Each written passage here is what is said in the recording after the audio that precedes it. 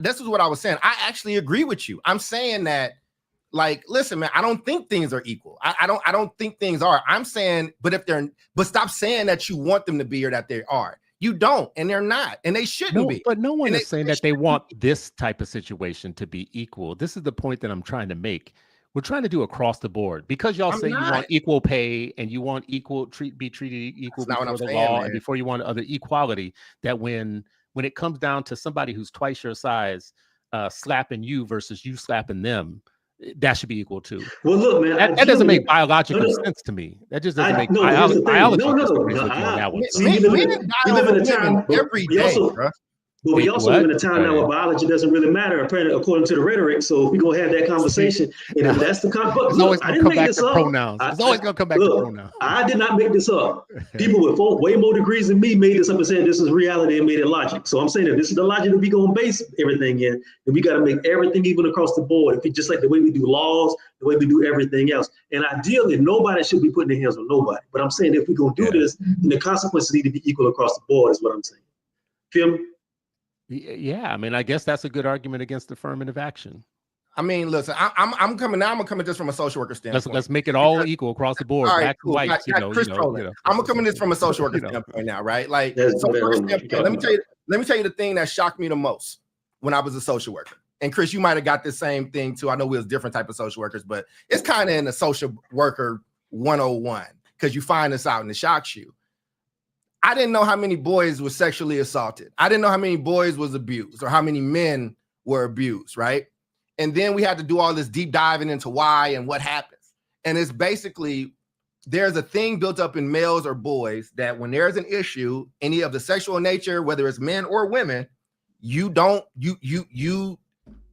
not safe for you to say nothing about it, right? Like you're not able to kind of deal with it, right? I was astonished at the number of boys, number of boys that I worked with that came out of those type of situations. Now, is this the same as this situation? Not necessarily, right? I do agree that there are some differences, but there are men that are being beat up and abused, and this is part of this is the reason why they're not going to the proper authorities and getting the help that they need, and then they're gonna snap, and then it's gonna be something crazy, and it happens the other way, like you said, Torrin. Nobody should be putting their hands on nobody. And I want Sha'Carri Richardson. I'm a huge fan of hers. I want her to be okay. I want them to work this out. I want this to go away and them to become the beacon of like what this can be. Like, I'm serious. Like, I really root for her. I really want to see her do well. And I also want to make sure, like, if we having this type of conversation, what are the logical rules that we playing by? If we're playing by the rules that Chris said, I'm with it. Hey, man, there is a different set of rules. Chris, you know this about me. I'm gonna tell the people because they don't know this. I told him, me and Chris talk about my dad a lot, and Chris likes to tell me I'm the problem with my dad. But when my father had two boys first, he had two fathers first. He had two boys first, and then when my sister came, this nigga learned English. He got feelings. That's right. He is the sweetest. Right. My sister will argue. You know what that is? That's nature. My sister, if my sister's watching this right now, she will come on and like yell at me for having anything of an inkling to say about my father, even though she was not there for 8 years. I'm 8 years older than her. And so I get it. That's why I wanted to ask you as a father, because I saw the drastic change and how my father dealt, and he loved his sons. Well, let me add a couple. But I think you love. Do you love sons and daughters differently? Is what I'm saying. And if we do that, then let's go with that logic. And I agree with Torrin. I think where Torrin is saying, and I'm gonna give it to you, Chris, because I know I'm being long-winded. But where I do feel you, Torrin, I feel you with all of it is, you can't tell me all day that these are the rules, or these are the things, or these are the standards, and then when it's not convenient for you, now it's, well, I'm a woman, or now I'm a girl, or I'm this. And then when somebody was like, well, maybe this is why the pay is different. Maybe if you can't go and do this, no, this is not the same thing. This is different now. If the rules constantly change for when it's convenient for you, then what are we standing on? But I agree that this man handled it the right way. I think as a man, he should have handled it the way that he handled it. I would have looked at him differently if he would have turned his girl in and not worked it out. And I'm rooting for both of them. So go ahead. I'm sorry. I just had to get that out. I'm gonna tell you right now, me personally, I would have let it go. I mean, I'm not gonna. I would have been like, Y'all saw it, I saw it. Go ahead and do what y'all need to do. I'm not finna say nobody to put me in the head. No, I'm sorry. I don't move like that. Yeah. I'm not going to do that to, but no, I'm going. It's going to be a different house. I'm going out. I'm going to have my bags and shit ready. I'm not doing it, boss. Yeah. So, so a couple of important points here. The first one is I learned this years ago that when you remove prisoners from rape statistics, that's what makes the difference. Because when you add the United States prison system, men actually get raped more than women. Mm-hmm. I remember when I started in college class. I didn't know it was more, but I know it's a lot. It's more. It's a lot more. As a matter of fact, when you put those statistics back in, so be it for prison statistics, actually men are walking around. There's more men walking around having been violated in that way and carrying that with them and that simmering in them. And it's a silent killer. It's a silent, you're walking with that, and the whole world pretends like it doesn't exist. So you got me on that one. I appreciate that coming up again. Also, I will say this, that boys are taught to shut their mouth in certain situations. Like, let me give you a statistic about the public school system. It's 1 in 10. Mm-hmm. When Congress came together to study the number of children in public schools who are the victims of sexual maltreatment in public schools, it's 1 in 10. Mm-hmm. That's the number that they came up with. I'm not making that number up. That's what Congress came up with when they studied the issue, 1 in 10. So go into a school and count off tens, and there's a good chance that 1 in 10 of those people in there, and the number of boys that is happening to, it's happening in situations where the average perpetrator is a 20-something white woman teacher, right? So right now, I've said this before, and Charles, you've seen me do this before on this on our podcast before. Tell people, go Google it right now. Teacher arrested. Just Google that, and then and click on the image tab and watch what pops up, and you're gonna see a whole bunch of white women, right? But the way we treat that particular situation is, well, them boys is lucky, right? Them boys. Now you're talking about a 15-year-old and a grown-ass woman, right? And I'll tell you about one of the cases that was crazy. That was when the boy turned 18, he was on the hook for child support. That was the big case back in the 90s, some of the Mary Kay Letourneau case. About Letourneau. No, that's the Letourneau case. That's the OG case. Yeah. There's more after that. So as a matter of fact, I don't even know that they got him on child support like this other, because the reason this became a big issue was this 18-year-old all of a sudden had to pay child support to his abuser, and no one was calling it abuse, right? So I'm with y'all on this one, right? Like on that part of it, the stats, we need to be, but if we're being very honest, number one, families have this going on all the time. The average perpetrator is a family member, and girls and boys are taught to shut up about it, right? There's a system of silence about these type of issues in our culture, period, especially in the familial culture. So I'll say all that, but then let me stop there and just say, going back to this, it all should be equal thing, right? You got people right now talking about there should not be biological men in women's sports, right? And that's an argument right now that people are having because there's a biological difference. Now, I will argue about that one because to be able to participate in women's sports, you have to have an estrogen level of a certain level, and you have to have a testosterone a certain level. And if you're trans, that level has to be lower than the average woman. So if you think that there's no difference between that trans athlete and someone else, well, let me give the Minnesota Vikings the same treatment that he's on, the same chemical treatment, and see what their record is the next year, right? Like tell me there will be no difference then, because there will be a difference. My only point in saying all this is, there is a difference. If we cannot draw a distinction between women needing to get paid the same as men for the same job and the same work, needing to get treated the same way by systems versus a system where obviously physical differences come into play, then I don't know what we're talking about. And here's the thing I think y'all might agree with me on. You might agree with me on this. I think she gets treated a lot differently because we have, and she always has been, because we have a class situation in celebrities, and she has always been treated as ghetto. She's treated the same way they used to try and treat Venus and Serena in the beginning, two girls from Compton playing tennis, and they tried to ghettoize them all the time, right? Like, and they weren't ghetto people, right? But they tried to ghettoize them to try to, she got extra scrutiny. I feel it's the same way with Richardson from the very beginning. I don't think that this lets her off the hook. But I think if y'all have ever been around, which I know you have, because y'all got some of these tendencies yourself, a certain group of people, you think you was the gift? Wait, what kind of tendencies is you talking about? Go ahead. You know what I'm talking about. Y'all got tendencies. I don't know what you're talking about. No, I need you to explain. I do not know what you're talking about. He trying to pull some shit like Felicia Rashad on the Gilded Age and stuff. Like, you know, they ain't never been in slavery, and we just some old field hands. I feel like this would be different. I feel like if it was Felicia Rashad, that she gets treated differently than. First off, that queen would never be in this situation. Let's start that there. That's classist. But I'll just say this much, you know, like, listen, Richardson, there's a certain element of, there used to be some respectability politics in sports, and then people like Richardson started winning and started getting into sports, and people did all they did it to Venus and them and whatever. There's two types. They did it to Iverson. They do it to others. Listen, if you can play basketball, you play basketball. But why are you getting treated like you the straight up hood of all hoods, and the Will Smiths of sports don't get treated the same way? Maybe you don't agree with me. I do know in my mind, I feel like she gets treated the way that people expect to treat a person like her. I think that's a separate issue, though. And I agree with you on that to a point. But what we're talking about is the responsibility for the things you do in your actions and stuff. And the only thing I'm concerned about in this particular incident is the girl put her hands on somebody. I wouldn't care if it was another girl. I wouldn't care if it was another dude. I'm just saying, if you're going to get to the point where you can't be able to control your emotions, and you don't know how to resolve conflicts without doing that, then there's an issue that you need to deal with. And I don't think any man in his right mind would sit there and put up with that. You know what I mean? Personally, I wouldn't do it. I'd be out. Yeah, and I'm from the hood. I seen relationships where they just beat each other ass, and that's what they think love is. And I mean that's and I think that's terrible too. I listen, man.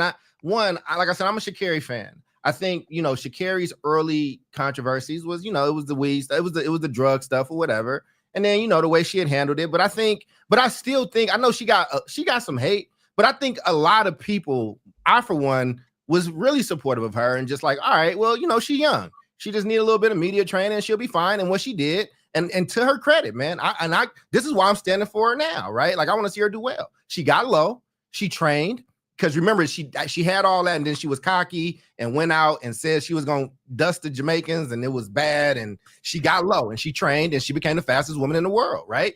But that's sports. See, to me, that's sports. Sports is those hero cycles, right? Where you kind of at the top and you fall, and can you come back up and get there? I think that woman's a warrior. What I'm saying in this situation, though, and again, I want them to work it out. I really do. I hope she's fine, because I think she's special, and she's special to this sport, and she's special to a lot of people. And I can also acknowledge that if this is reversed with everything being the same, that it would go very, very differently, and his life would ostensibly in that field where he was and that status would be gone the next day.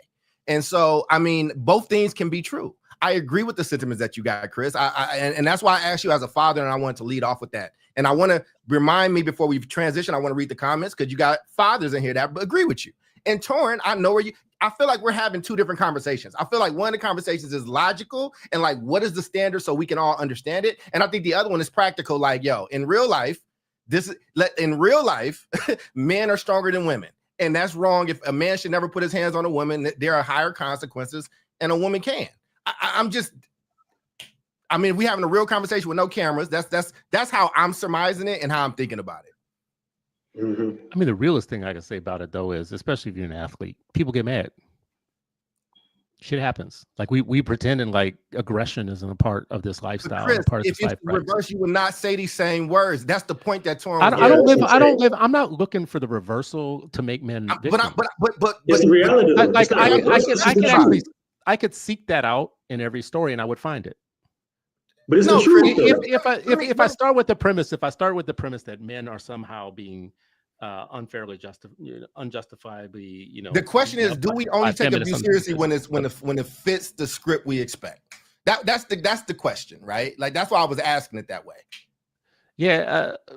I think people are taking it seriously. She's out here apologizing all over the place. I'm looking at 15 different articles about the woman. Her life is being drugged through the mud. She's being drugged through the mud. I don't know what, like, would this only be taken seriously if she had already lost her endorsements today, right now? No, is that what we want? Is that what we want right now? I don't think it's the same, brother, because look, like I said earlier, man, if this had been, let me finish. What I'm saying, nah, brother, it's different, because like I said, the level of coverage about this is a lot more toned down than it would have been if it had been somebody else or a guy who had done this. Look, me and you both know Malika Andrews and Jordan Taylor and Stephen A. Smith with a hot goddamn bed and had this stuff.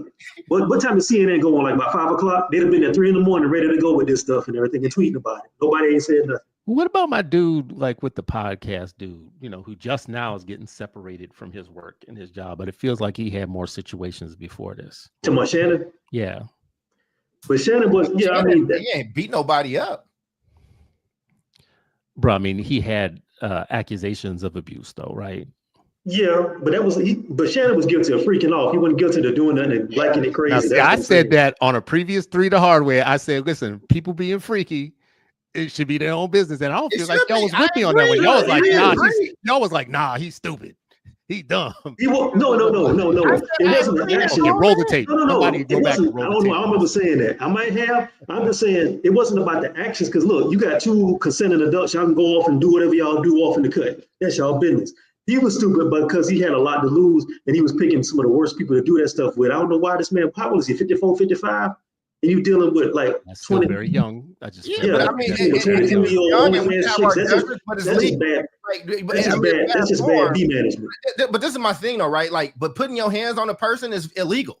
And putting your hands on a person in a federal building in an airport is illegal. And you did it in public. And what I'm saying is, and again, this happens in their home and nobody ever finds out and they work shit out, then they work shit out. I'm just saying now we're talking about the realm of the law. The law don't get to play those games. The law is not supposed to have like a standard for this and a standard for that, right? Like, what is it? But I don't want to argue it just to argue it because I actually, like I said, I agree with you, Chris, on the realism of it. Like, I'm like, yeah, if it's my sister versus like she should keep her hands off. Don't put your hands on nobody. Like, we're gonna have a different conversation, but I'm gonna protect her with my life. I'm gonna stand there and I don't, if a dude ever puts his hands on you, like, I don't care what, like, we got a different issue.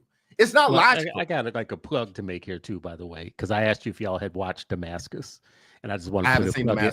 I want to put a plug for people to go watch it because this issue of your sister doing this exact same thing is in the first episode. And and my dude is faced with the decision as a brother, what he's going to do. And him and Martin Lawrence and a few other folks have this conversation about what he should do with his sister in this situation.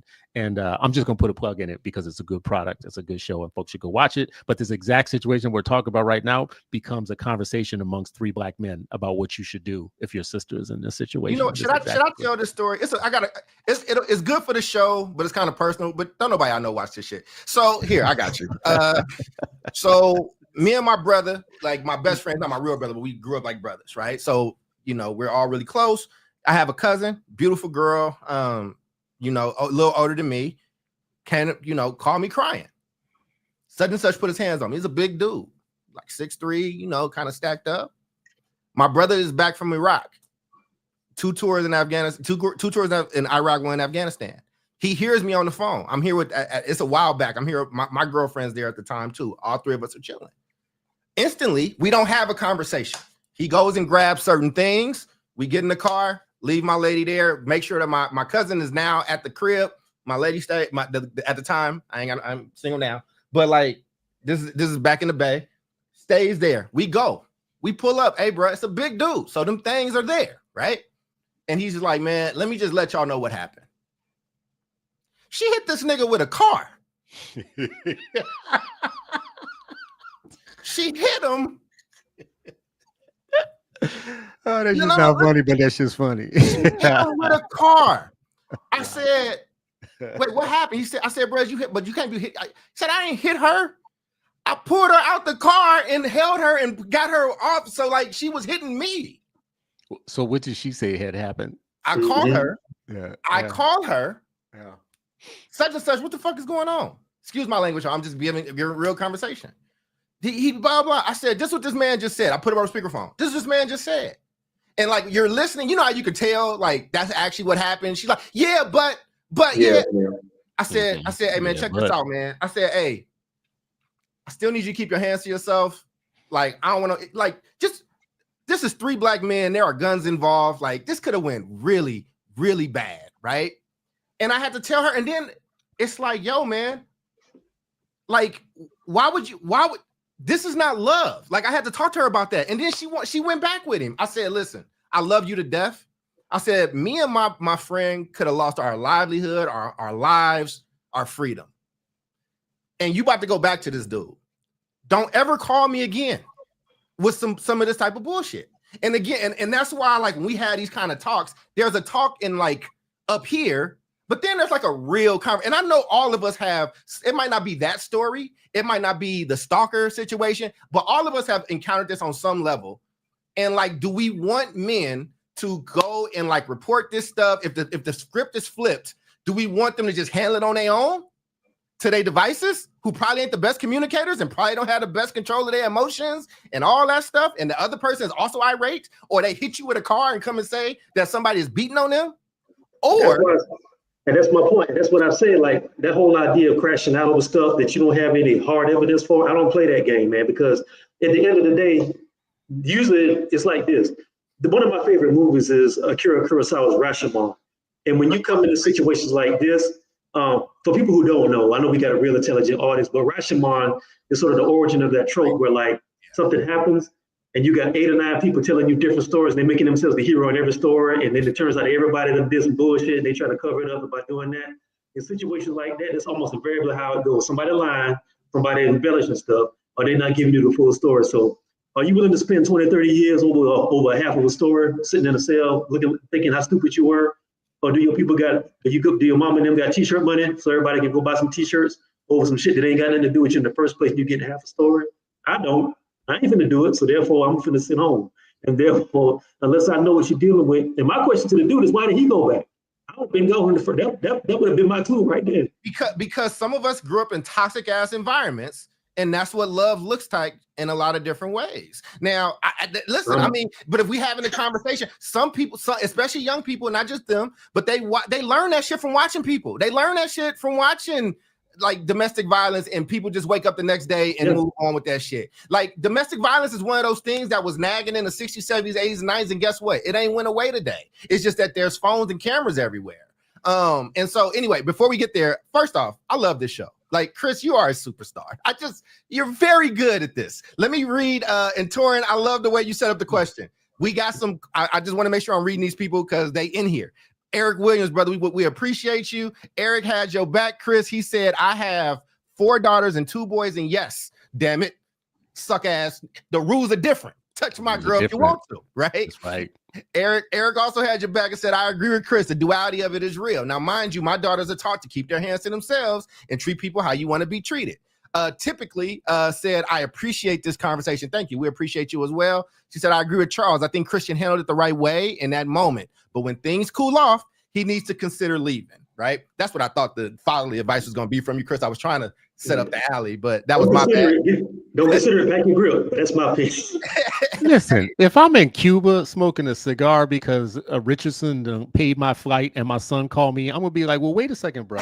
Like, listen now, I'm gonna need you to think this through. Chris, I'm gonna need you to think this through. Chris, you know what that sound like, right? Ripping his son. You know what that sound like, right, bro? I mean, we got a good thing here. But I respect your game, but you gotta have vision. Let me finish. Let me finish reading, and y'all see you read the comments and interact. Please keep the comments coming. We want this love. We want this love. Do a comment that gets Chris and Torin really going, because Chris out here trying to be on Willa Dynamite stable out here. I love it. Typically said, I'm a Sha'Carri fan too. This really disappointed me. What really hurt me was seeing her constantly trying to get her boyfriend arrested. We didn't even bring up that part. I think that's what turned people off and on her so much, because she didn't know she was being filmed the whole time. So they just went back and watched the film. And Chris, I don't know if you knew this part too. And like everything she said, she had lied on. So she lied about all of it. She said he hit her, arrest him, like, and then they was like, oh, we got video. And then she was like, oh, let me. There's a 15-minute video. There's a 15-minute. Basically, the body cam is like 15 minutes long, and her story flips about 4 or 5 different times on the dime, like in the Fast and the Furious and stuff like that. Think about it. Nobody wants to talk about that. Man, that's. I'm gonna get these rest out. El Michelle, thank you, El Michelle Johnson. Her boyfriend knew who he was getting involved with.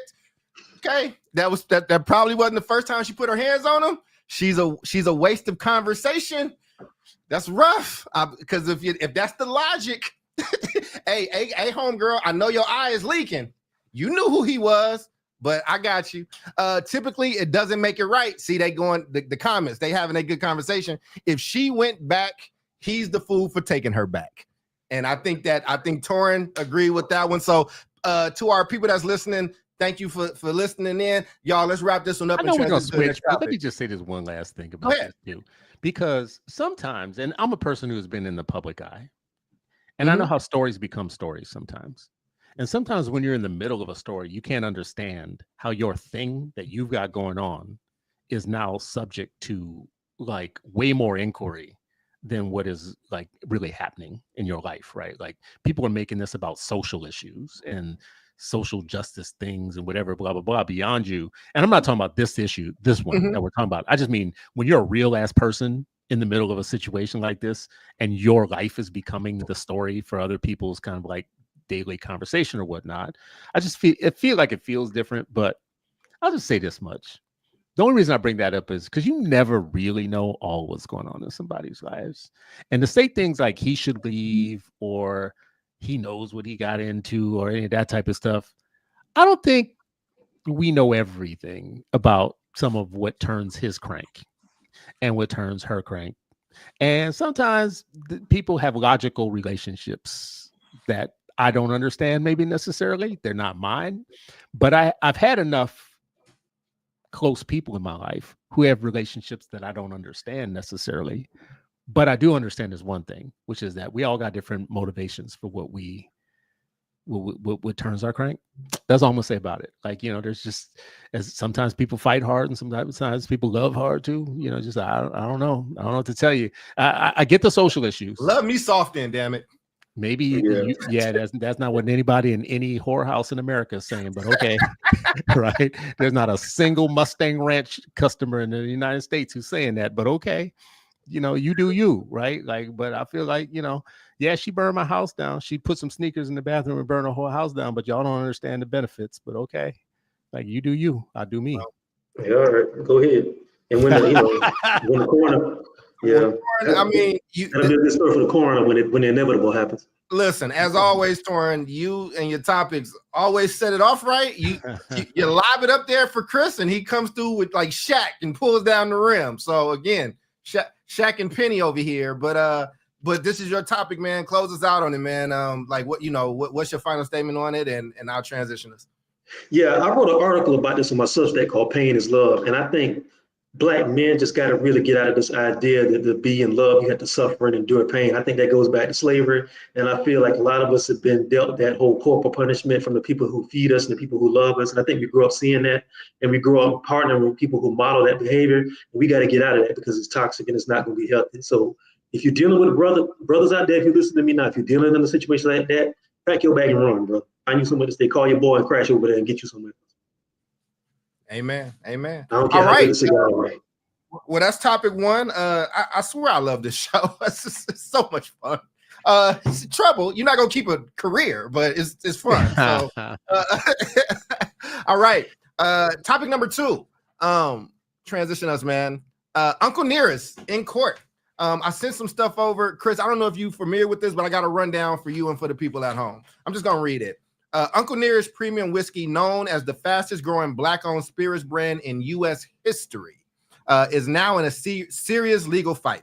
At the end of July, Farm Credit Mid-America sued the company and its co-founders, Fawn and Keith Weaver, claiming they defaulted on more than $108 million in loans.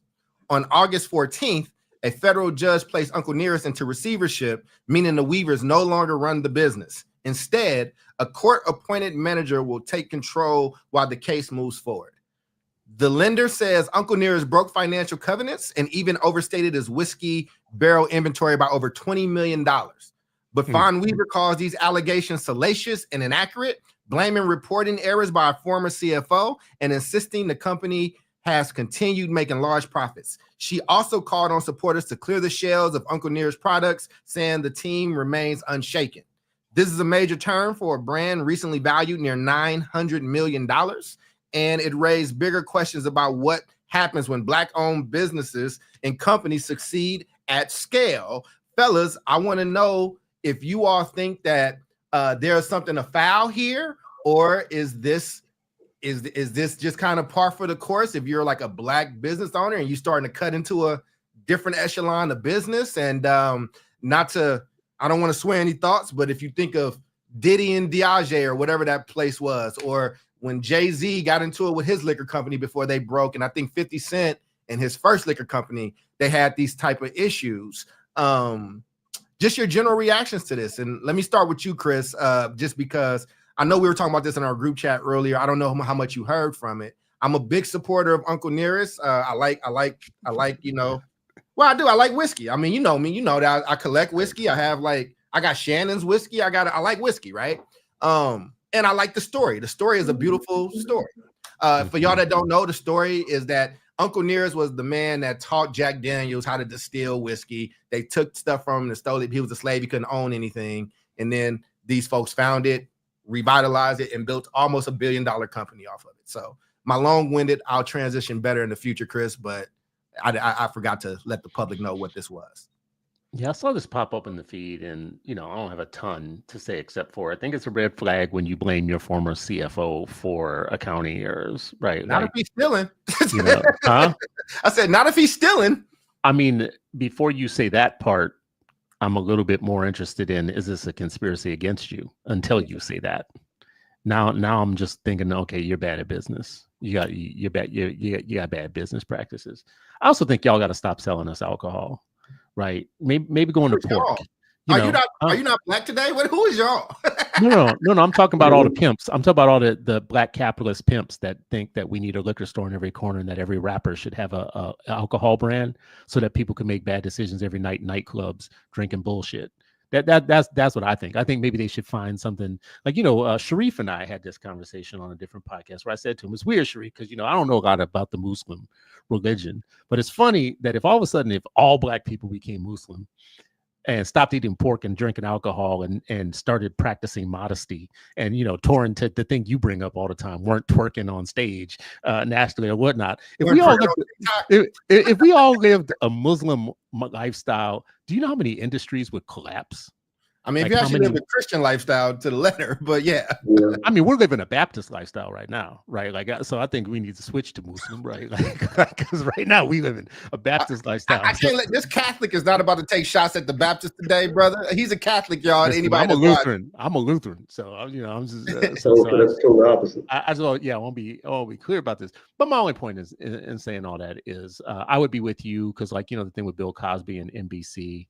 The thing with Prince and, all of a sudden he magically dies all of a sudden when he was just about to get all of his rights back. And Michael Jackson just magically dies and, on the day before, like he's about to make a big play for all the masters of everybody's work, It just seems a little suspicious. But then you say this dumb shit like, oh, yeah, well, I mean, $100 million was our former CFO. Right. Well, okay. Now you done messed up my conspiracy theory here. Well, look, when Dorian, you dove in it a little bit. You had some thoughts. The floor is yours. You might actually address what Chris just brought up. Yeah, but look, first of all, man, we all know the historical background of successful Black businesses or not even innovative Black businesses that have an idea and it starts going really well. And then Willie shows up and be like, I don't what y'all over there doing and stuff. Let me buy that off you. Or if you ain't gonna let me buy it off you, I'm gonna destroy it. That we know the history of that. In entertainment, in farming, basically every industry the United States has, there's been some Black person that was making inroads and white supremacy came to destroy that. I think this really just could be just dirty corporate politics because once you get to that level where you're pulling in 8, 9, and 10 figures, the game gets really, really different up there and stuff. And people are willing to do anything to try to either undercut you or to try to take over what you got. Now, look, I haven't said that. I did see the report about that where the woman who owns Uncle Nearest or did own it, she basically blamed her CFO for fraud and everything. I don't think it's a cop-out to say that that's what happened because if you look at the history of any business, even white businesses, especially white businesses, they got a lot of shady people who work in their accounting or who embezzle funds, stuff like that, but they're able to keep that away from the stockholders long enough for them to cover that and get the person out of there, or they're able to spin that story. So I don't think it's something that's inherently on Black businesses that they have crooked people working for them, because trust me, other businesses do as well. I think the issue here is when you have a business that's successful, you're going to have people who want to get at it. That's especially if you have a successful Black business, like I said. I think they saw the opportunity, but I think this individual in their organization opened the door for the opportunity to be there. And I think that's the issue that we got to deal with. And even though I just said that you don't put everything on all Black businesses, some of our businesses, I was waiting for you to get there, bro. Some of our truth. Troy lives in Atlanta. This was coming. I was waiting for it to come because, like, I done took Ubers in Atlanta, right? Saying, and they asked me for directions. I'm right? Saying, some of our people, God help us. I love our people to death, but some of our people just don't want to do right, and it's just the way it is. And and the thing of it is, we got less leeway and less of a window to be able to play them games that other people have. The average black person ain't got no uncle they can go to and say, let me get $500,000 to float this business till I get back together and stuff. If you mess up something, you just screwed with no grease. So it's like you got to be very, very careful. All your ducks got to be in order. And you got to be really, really on top of everybody if you have a business like that. That's even, I don't care if you got a corner store or if you got a $100 million, $900 million business like Uncle Nearest. It's like you can't have cracks in the walls that people can come and breach your stuff from. And I think this is just a situation where somebody either wanted to buy the brand out or buy the formula out, and they saw the opportunity, so they jumped on it, and then they put these stories out to muddy the water. And like I told Charles earlier when we talked before, sometimes this is a tactic that happens too. Sometimes they will dirty up your name, and they'll dirty up the current management to drop the stock price so they can buy up all the stock, and then when they get their person that they want to have in there, if you Black, you know what this means. They get their person in that they want to have in there, and then they bump the stock price up again. That happens too. So El Michelle here says that it was microdosed with weed. Is this whiskey with weed? She's saying that people are drinking alcohol less, and the new drinks got weed in them. They do. A lot of them do. A lot of them. Okay, not this one though. This isn't like weed. No. Oh, okay, I was about to say that's a new product on me. I've seen that statistic. They say this is the from people from 21 up to like 35, maybe to 40. They're consuming less alcohol than people I think this is the lowest alcohol consumption in maybe 30 or 40 years. But I think it's because people broke. Ain't nobody going out. I'm not paying going outside to drink $20 drinks, especially where I live at. Ain't nobody, that ain't happening. I can go get a bottle and go home. Well, and here's the thing where I'm gonna throw Chris some red meat. So they start seeing the backlash and all that good stuff, and they're like, "We still trying to take you." Like they went to court today. I don't know what the results are because I've been working. I'll find out and update you guys. There's a show I'm launching with Tommy, Chris, and this is one that we kind of trying to use to see how this format will work. So I'm like kind of steeped in it, and my book club was talking about it. So they don't want to fully fire her. They just don't want her to be CEO anymore. So I think that's some red meat for you, right? It's like people gonna stop buying this if you get rid of the Black girl, the Black woman, and the Black man that run this. Mostly the Black woman, right? That runs this. She's the face, and she's, to her credit, she's been online. She's been talking. I don't know if you should really be online talking when you in the middle of litigation. Just anybody that's listening, I don't think you should do that. But my eyebrow did go up when it's like, oh, you want to have control and interest in it, but you need her to be the face. She needs to be your Popeyes lady, so it can keep popping. So like, when Donald Trump, they asking Donald Trump about like these Epstein files, and my man's just like a mob boss. He's like, y'all still talking about that? That's old news. Y'all should know that Obama wrote those files, right? So Obama is always is always his foil. He's got a built-in excuse for everything. It's always Obama and the Democrats. They done wrote this all the blah blah blah. It's like red herring on the Scooby-Doo commercial, on the Scooby-Doo show. It's like Obama's his red herring. Everything is red herring's fault. What did I do? Oh yeah, Obama did that. He made me do that. And I feel like it could be sometimes the same times. Like sometimes we have bad Black businesses and people who doing bad business and whatnot. And their default when they get caught out in being bad business people is to try and rally the Black community around their Blackness. Now, sometimes it's true and sometimes it's not. I just think we have to be shrewd consumers of the news, because in some cases, absolutely, they're trying to take your thing from you. And it's because they see, listen, y'all not even old enough to know about what I'm about to say to you, right? Come on, tell us this is like some old slavery day shit that y'all not gonna know. Y'all probably know this. There was a period of time where there was no Black makeup, right? And people would go to Revlon and Estee Lauder and all of them and tell them, we're here too. We're real people. We got a blah, blah. And they'd be like, no, makeup's for white people, blah, blah, blah. So then black folks started making makeup. They started creating new colors and makeup, whatever, blah, blah. And Estee Lauder looks over and Revlon looks over and they're like, well, remember when we said to y'all that, black people don't buy makeup and blah, blah, blah, whatever, blah, blah, blah. Well, now we're ready. Well, the end of the story is that all those black brands that did that now are owned by Estee Lauder and Revlon, right? Like, and it became a money prerogative. But to your point, Torrin, and I think you're saying this too, Charles, if you go back, the only reason I know about these stories was because there was some espionage in it. There was some espionage in. I didn't know that. There's two areas of the world that I didn't know have this type of savage business practices: the toy market and beauty market, fashion, beauty, whatever, blah, blah. And in the fashion market, that's what happened. They went and sabotaged the black businesses and took them over. And now, even when you think you're buying a black brand, hair brand, relax all that, you're actually paying Revlon and you're paying Estee Lauder and their house. And the same thing with toys. Like, my man got his super soaker money eventually out of it, but all the black toy businesses that were creating a lot of shit that our kids play with right now, including that thing with the wheel that you look through and it shows you pictures and shit, espionage. So I don't know which to take. This could be the espionage side, or this could be just like we have some cousins that don't run good businesses. Well, I mean, go ahead, Torrin. I got you. No, but here's the thing. Like I said earlier, I think it could be a combination of both. And once you get to a certain level, like I said earlier, that level of business is extremely ruthless, like you said. And people don't realize that, but they say some of the highest paid espionage that goes on is in the corporate world. People think it's all about countries and everything and nations spy on each other. But trust me, major corporations have people who infiltrate companies and spy and everything else.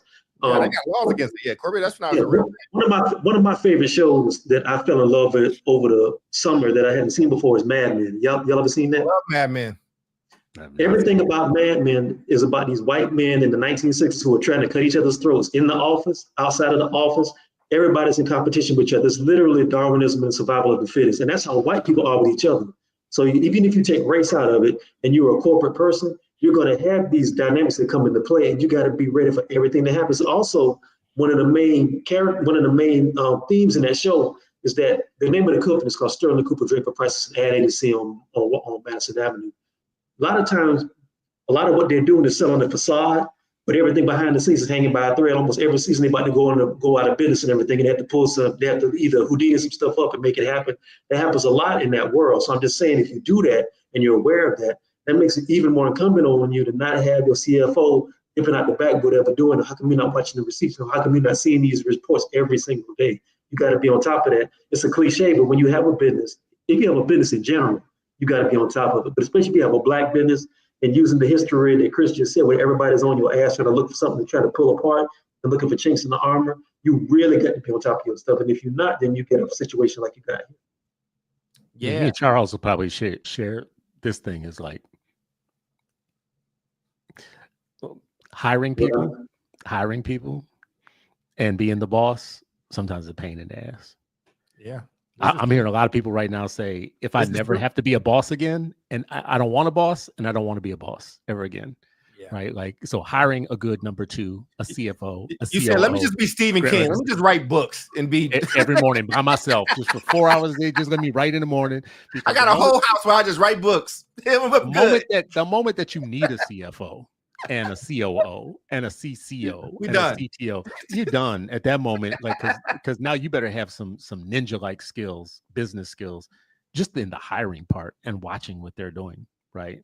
I used to believe this thing around just hire good people and let them do their job. That's the dumbest advice I ever got. Just hire good people and let them do their job. You better be watching folks like a hawk. It's like you get one law firm to watch the other law firm. Both of them are watching you and everything. You That's right. And they're having lunch. Well, I mean, listen, there was a thing, a comedian that just got divorced, and it started out crazy, but the divorce process kind of got them to be friends because they both was like, your lawyer, why we agreed on this? Like, why are our lawyers like, and like they had to come back together. It's like, we still don't fuck with each other. Like, this is over, but she can have that. It's fine. I don't need you to fix this up, right? Because they get to bill hours, right? Like when they start watching you, like people gonna find a way to make money off you if they can. And because I want to stay factual, right? Here is let's look at it, right? Chris said maybe it's a poorly ran company. Well, let's look at their valuation, right? Their seed round, they started out with $2.5 million. It kind of went well. Going through the years, that's 2016. Later stages, they got to a Series E, which is pretty good. And then they got their debt, and then they had mismanagement on debt. And in August 23, they filed for bankruptcy. So now, but after that bankruptcy, to be fair to them, they came back with a vengeance and got a valuation of over $1 billion. So now after the valuation over the $1 billion came, then this stuff started happening, and now you're starting to see all this other fallout. So I'm just giving you the facts so people know them. You know what I'm saying? Yeah, and also I want to make it clear that I think, again, like I said, even though I said what I said about sometimes the way our businesses move, I think this is something that Black people do a lot. It's like when you see a business that's going through something or got some stuff, we automatically want to either write the business off or cut it off and say, well, that's just how them people do and everything, even though it's us. And I want to be clear that every business goes through this. White businesses, white-owned businesses, if you want to call them that, especially when they have boards, they go through downturns, they go through slumps, they go through something where they got to file bankruptcy altogether and reorganize. They do it all the time. I mean, damn near half of the conversation you see on, Squawk Box and all like that is about companies that are either reorganizing or doing stuff like that. So it's not just on Black companies. I just want to be clear about that. Yeah. I feel like we make a mistake at this level. This is going to sound naive, but I don't think it's about Black or white businesses. At a certain level, it's just about business and whether you're good at what you do. And I don't think that white folks are sitting around resisting criticizing how dumb of a business plan WeWork was. As a matter of fact, white people are happy to tell you, I knew that shit wasn't going to work. They kept giving it. You love it. I love like what I've experienced of it. Right. But they've been criticized from day one about where are you getting all this money from? Why people keep putting more money into you? This is the dumbest business model ever. And it went that way for Uber for a long period of time. They didn't turn a profit forever. Uber, Tesla, all of them, they all lose it. Google just started making money technically. They usually operate, they say about 3 to 5 years, you operate at a loss or something like that. Then you start moving. It's called 5 years, but like some of them never made. Like, and they get criticized constantly. Like, you don't have white folks saying, well, this is a white business. That's what come at it. No, your business model don't make sense. And the only way it's going to make sense is once you get a whole bunch of, this is the way it makes sense for both WeWork and for Uber. When they say, oh, you know what? We're not actually a car riding company anymore. We're a data company. We're just harvesting all your data and selling it. Right. That was the business model all along. Well, now they save themselves that way because now they really are data companies now. You're getting in their cars thinking they're a rideshare company, whatever. But my point in saying that is these were paper tigers all along. They were getting criticized all along. People were saying this is a dumb idea. We don't know why they keep giving you these valuations, these billion-dollar valuations on these really stupid business ideas. I'm not saying this whiskey situation is that situation. I'm just saying in those cases, people just call it what it is. It's a dumb business idea. But sorry, I didn't interrupt you. Go ahead. No, I was just going to say sometimes, luxury goods and like pleasure items and like Syntax stuff, that stuff is almost recession proof. I mean, even in the Depression, people were going to drink, even though they were coming out of Prohibition, people still wanted to drink. I just think outside of this particular situation, I think we're just in a unique time period now because we just, the effects of the pandemic are still going on. And I think the pandemic hurt a lot of like lifestyle and event plans because people sat home and people was like, you know what, damn, I saved $200 this week. Maybe I don't need to go out in this club. But damn, the TV was on, I got my phone, I can sit my ass in the house. If I could only go back in time and put some money into streaming services, if I could just go back in time and put some money down on some Netflix. I mean, think about it. I mean, people started realizing, it's almost like one of those things where like, this happened to me a couple of days ago, the cable went out, right? And I don't really watch TV that much, but if it's on, it's going to draw your eye to it. Mm-hmm. It's like, it went out and I sat by myself for like an hour and then I grabbed a pen and a pad and I did some of the most productive stuff I did in damn near a month because I didn't have that distraction on you and stuff. And I think that's what happened with like these luxury brands, coupled with the fact that people were going into damn near a recession at this point. So people are like, I ain't going out to go clubbing for what? You know what I mean? And burn $100 for that shit. I'll sit in the house. You know what I mean? I'll buy Uncle Nearest to sit in the house and drink it all month. You know what I mean? So I think that's part of it. What Charles said, doesn't this seem crazy to you? Like in my lifetime, $1 billion would have been an entire industry. Yeah. Like if you would have said to me the alcohol industry was $1 billion industry, I would have been like, damn, that's a lot. But you're telling me one company in the liquor industry is valued at $1 billion. 1.4 billion. One company. Y'all drinking too much. Y'all drink. That's why we electing wrong people. Y'all need to stop this nonsense.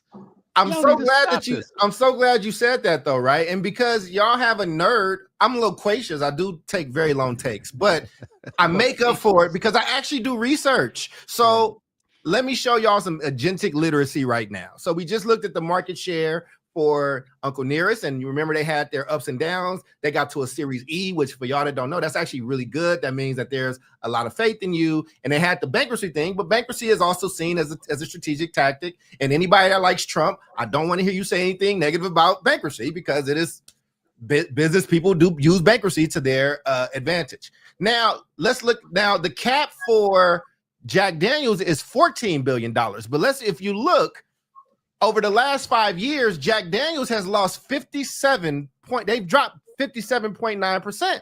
And around the time when one Uncle Nearest started to gain some traction. And then there was a spike here. Seems around the time that Uncle Nearest was having those financial issues, they got their new funding. I don't know if these things are connected or not. I'm not saying they are. I'm just showing you numbers side by side because we are literate black men. And then you see from 24 to 25. So now Charles wants to know, who do they want to install to be the CEO of this company? This is the other thing you need to know. At the moment, Uncle Nearest is still private. For y'all that may not be in business or things like that, companies stay private. A lot of companies do want to go public. I do think Uncle Nearest wants to go public. I think that's the reason you're hearing about their valuation. That's the ultimate plan, right? Chris mentioned WeWork. That's when shit started to crumble for WeWork, was because they were trying to go public. Now, for people that don't understand, when you go public, you have to get vetted. You can blow smoke up asses for a long time. But when Chris and Torin got a company together, the two best arguing Negroes in the land, and they say, we about to go public, then everybody starts to evaluate. Everybody starts to go into your books. They start to open things. So what I would say, Chris, we lost him, but to you, Torin, and everybody watching, this is around the time where you start, maybe you didn't know your CFO was doing some other stuff, or maybe things wasn't lining up, but people are looking at those books and things are changing. I'm not trying to be a conspiracy theorist, but what I am trying to do is show a body of work where one company was on an incline and another company was on a decline. Now, as Chris just said, $1 billion used to be a lot of money. I'm still at a market cap of 14 billion, but if you were at 50% more, somebody is asking some questions. So again, I just wanted to throw some red meat out there. I'm not being a conspiracy theorist. I'm just saying, here go what the numbers look like for Jack. Here go the numbers for Uncle Nearest. And I'm really, if they come out and say anybody from Jack Daniels or any of those parent or partner corporations is the type of person that they want to lead it, then I think you found your meat. Yeah, well, here's my provocative thing I'm going to say about it is I think they should pick a different business. They got to stop selling. We got to stop having drug dealers. Okay, got you. But that's not the conversation right now. We can do that time.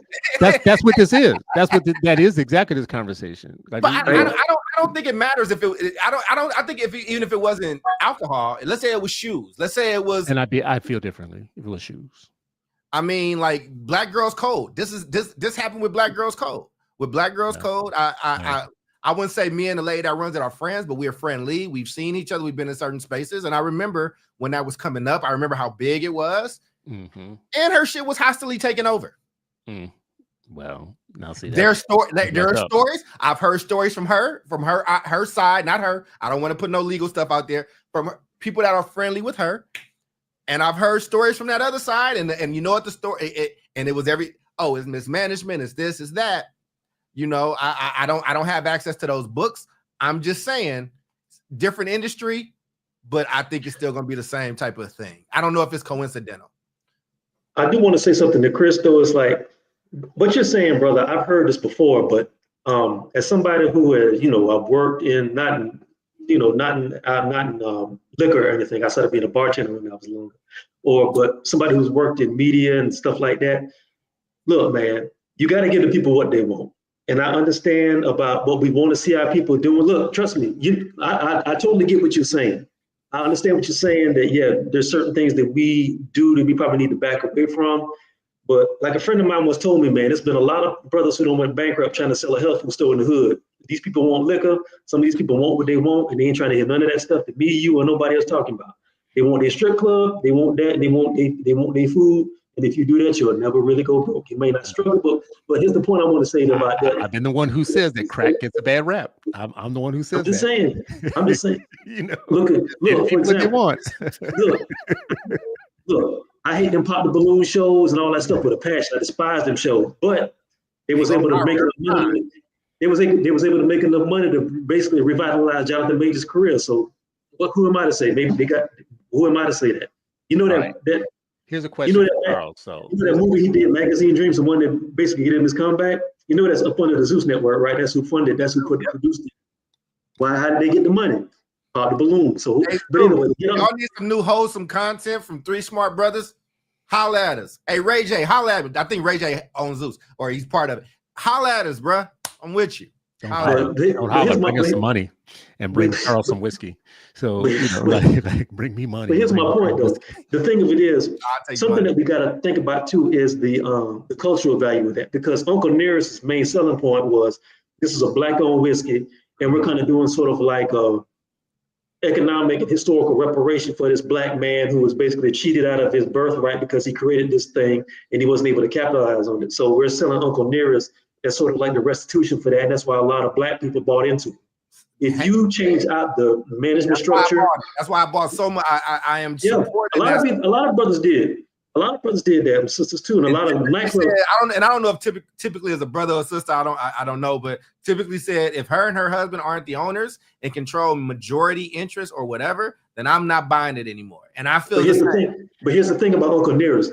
Uncle Nearest got popular kind of like in the wake of the George Floyd thing, because people was like, oh God, what happened? What can we do to do some sort of financial restitution? That was back in the day when every corporation was like putting black squares up. And I think the fact that Uncle Nearest even got to be on the Jack Daniels roster was because that was their way of kind of feeding into that. Because look, this is Jack Daniels. Jack Daniels is in Kentucky. They don't care about no George Floyd, but they care about money and they care about opening up a new market. And I think they saw that lane open and they did it. I think the danger here in this is if this goes the way it's going to go and they end up either becoming a figurehead, because it happens a lot with companies too, just like on Boomerang. What was her name? Eartha Kitt. Who I didn't like, became like the figurehead of. Well, yeah, Why you hate? She was like the emeritus president of that company, but she didn't make no damn decisions. That was Eddie Murphy. They do that a lot with people who form companies, and I'm saying if they do that, they're either going to have to bring in somebody with some sort of value who's black, but not somebody who's like a pop star, somebody who actually has experience in a business person to do that, and they can still work. Lady Eloise, brother. It was Lady Eloise. Yeah. If they pull something like that, it can work. But if they completely end up buying it over and selling it off to somebody who's like some guy who is not, it could be an issue. You're going to get the same thing like Tiff typically said. I think the danger in that is Uncle Nearest was so good because the quality was so good and it got so popular that the people who buy it aren't just black. A lot of people who buy it like Uncle Nearest, a lot of hardcore whiskey drinkers from Kentucky and places like that like Uncle Nearest just as a drink. So I think that gives them a little bit more leeway, but it's like, do you want to open up an IPO for the remainder of the people, or do you want to lose your core audience and end up losing it anyway? It's a trick. And before I throw it to you, Chris, and we start to wrap this up, and that's why I think they were like, oh, we can't fire her. Like we can't. She got to be here somewhere. She got to be a face somewhere. We want to do this, and I mean, I don't know. I don't know what's happening. I don't know who's in the right or in the wrong. I said this to Torrin, Chris. I said, I think it might be a case where a little bit of everything is true. There were some vulnerabilities there. It might not have been the best management of things. And also, look, if I came in the game and we don't know what we're doing, but we somehow this podcast is now at $1 billion valuation, or you're Shannon Sharpe and they got $100 million deal on the table or whatever, things start happening. Things start going bump in the night. And I also think capitalists are smart and they're vultures. if they see any type of weakness, and Chris, you have dropped off on this time. A lot of people don't know the process when you start going through valuations, when you start to dance with going public, and then people start looking deeper into those books. You know, we run nonprofits. It's the same. Like sometimes it's like, oh, when you got to look deeper, like it's one thing when you give a report. It's another thing. They're like, yeah, now we about to do this audit. I think a few different things might have been true at the same time, and I don't think it hurts that big white corporations like plot that this is a small black, you know, led company, and we know the general Joe public. All we gotta say is they don't know what they're doing and mismanagement, and we taking it. But it's a lot of big white shit that's been mismanaged. I watched the Gucci movie. I watched the Gucci movie where the dude got murked and killed. They was doing all kind of funny things with the money, and guess what? They sold their shit, but they didn't get it. It wasn't taken from them. So I think that it's a tough topic, man. But I want to have the conversation with you guys. Chris, you're gonna say something, then we can transition to your piece in a second. Yeah, you know, this is where my conservative inclinations are going to come into play. Like I always forget that I have these inclinations in me, but they come out in moments like this. I feel like the reason that you get a contract with a rapper or a very famous person is because you're selling a lifestyle product that they are going to be able to sell to millions of people, because the millions of people want to see themselves in a parasocial relationship with that person. And they you know, alcohol, like everybody's going to get a licensed tequila or whatever. Now, I'm not saying this is just something black folks do, because Sammy Hagar has a tequila, like some sort of Cabo Wabo or something like that or whatever. They all do. But that's no, they Daredevil all got one. But you know, it's like the rock and roll lifestyle. In that case, it's the rock and roll lifestyle. And in this other case, it's the hip hop lifestyle. It's the nightclub lifestyle. The, you know, whatever. Some of it's good and some of it's just shit too. By the way, let's just be real. Like some of it is you can tell that the person put some time and effort into. No, this better be good if I'm gonna put my name on it. And then there's other people that are just like, listen, they're kind of like Trump. You want to license my name? How much is it going to be? Blah, blah, blah. And it might be some shitty alcohol, but I'm going to have people paying $100 a bottle in the champagne room thinking that magic's about to happen and shit, you know.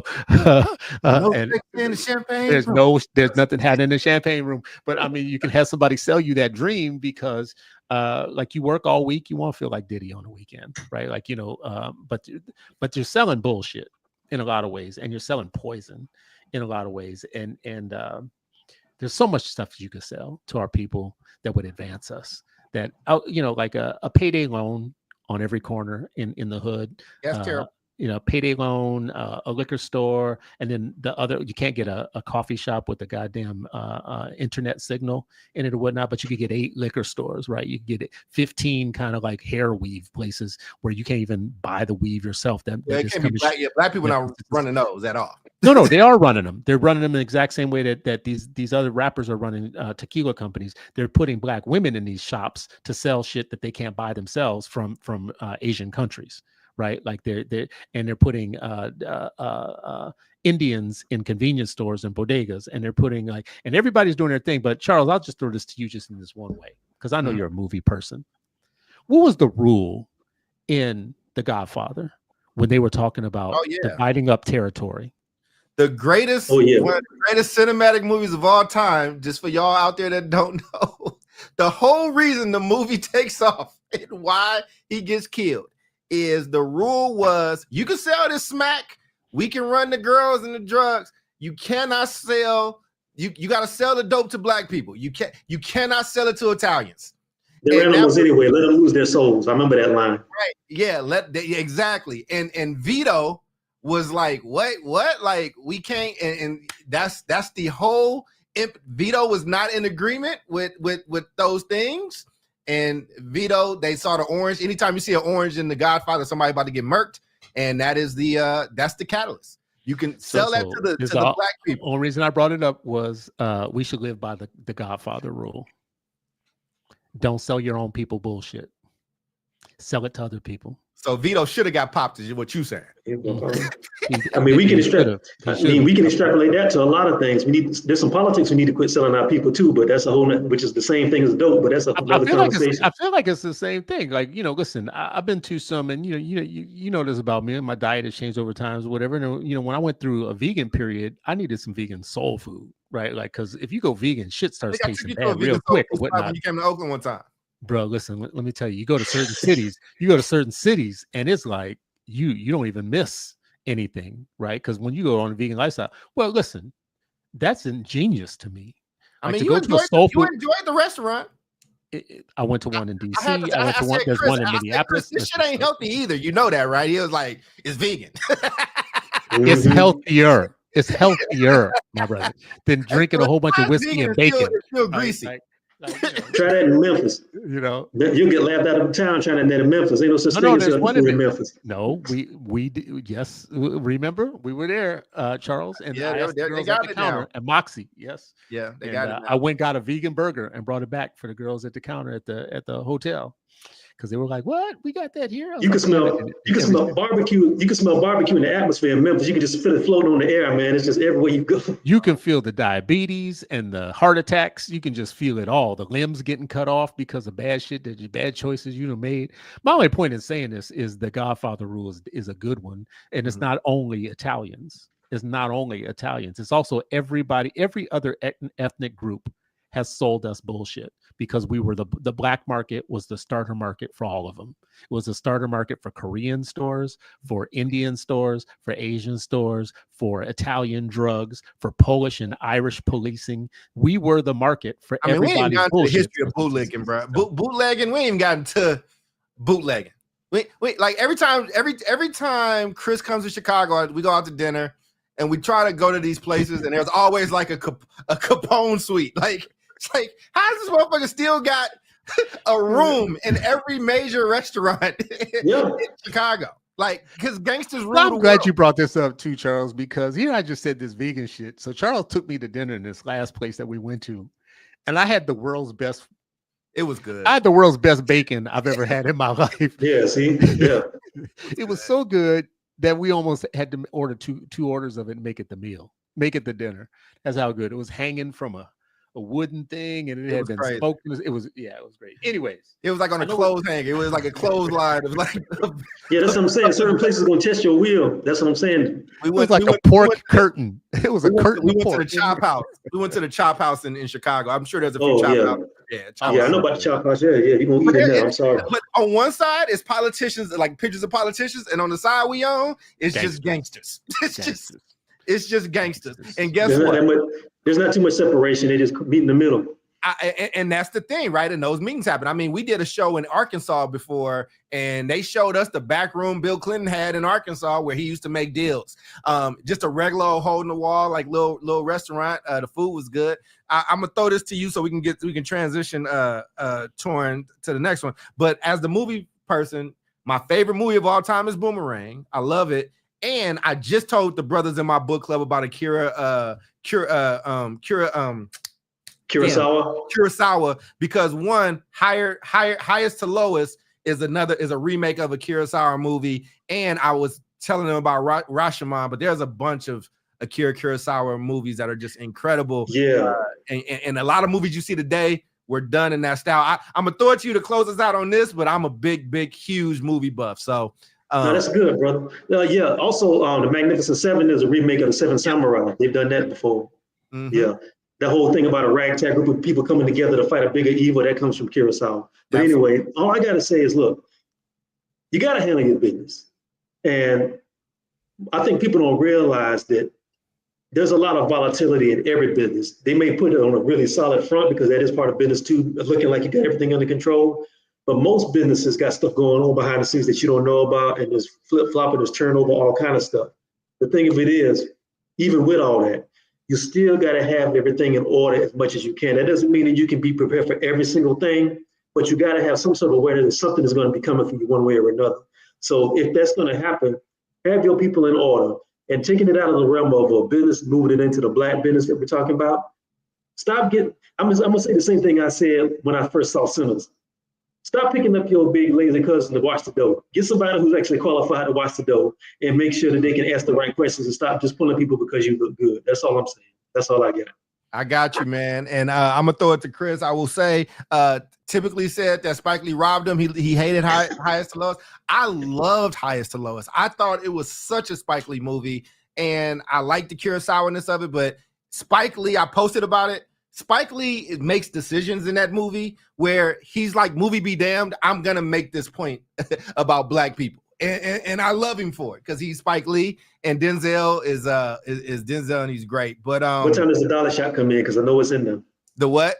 The dolly shot. I actually wish he would have did more of it. It's subtle. It's in there though. It is in there, and I wish he would have did it with the main character. He did it with like a secondary character. But I loved it. And if you are somebody that likes New York is definitely a character in it. But again, I'm a movie buff. I'm gonna probably go see it in the theater again, and it'll be on Apple in a few weeks. But Chris, we're about to throw it to your topic. So what is and by the way, for the 600 plus people that are in here with us tonight, thank you so much. Please continue to comment and please like and share this. If you're watching it on Torrent Stream, share it. If you're watching it on mine, please like and share and subscribe. If you liked it on Chris's, please subscribe and share it. And if you want to be a guest or you want topics that you want us to talk about, please let us know. Reach out and any of the three of us. We would definitely appreciate you.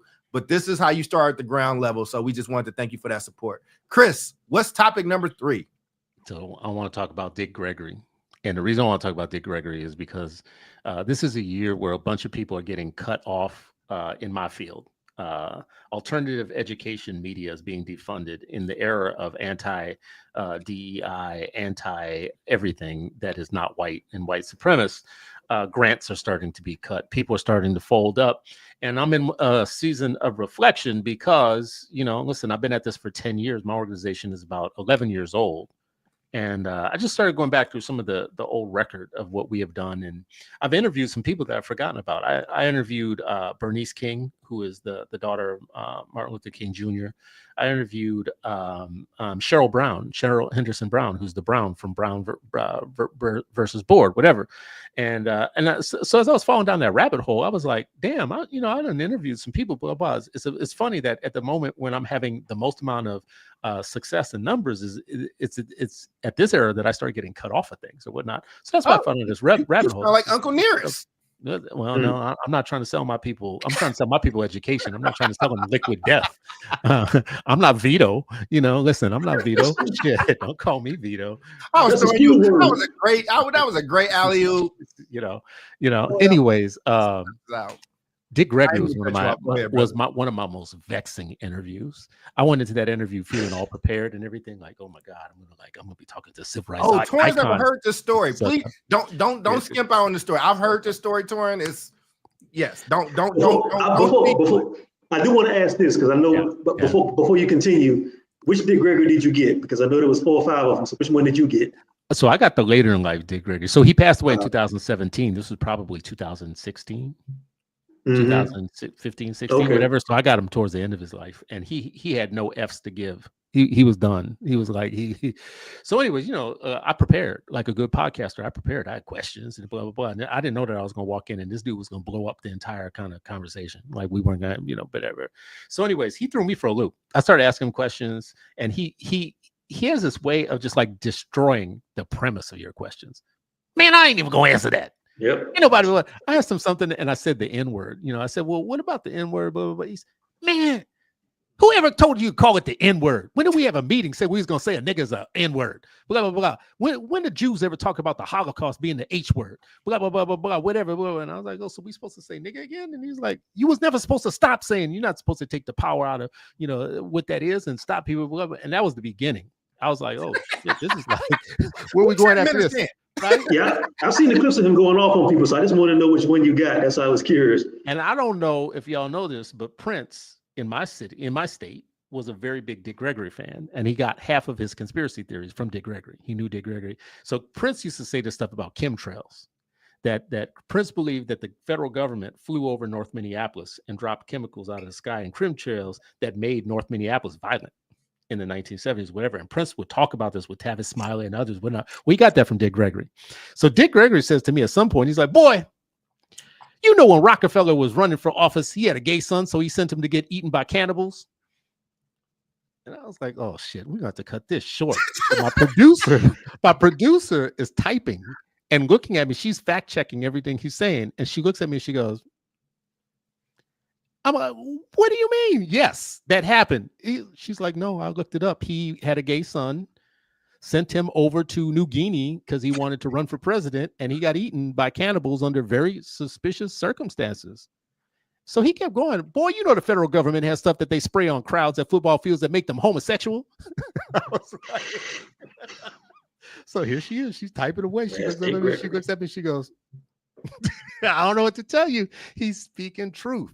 My only point in bringing all this up was he was a comedian, and he was funny, and he did health stuff, and he did lots of different things, but he also took a lot of risks and chances with his comedy or whatever.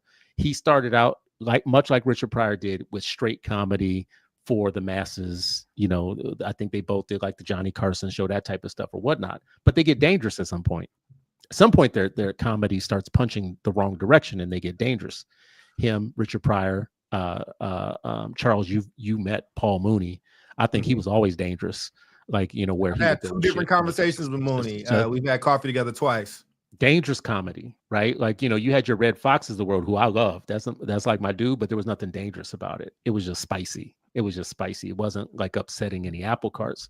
What made me write this thing about this, though, was I have this line in here where I say that, you know, Dick Gregory was a comedian, I guess, but only in the sense that Muhammad Ali was a boxer.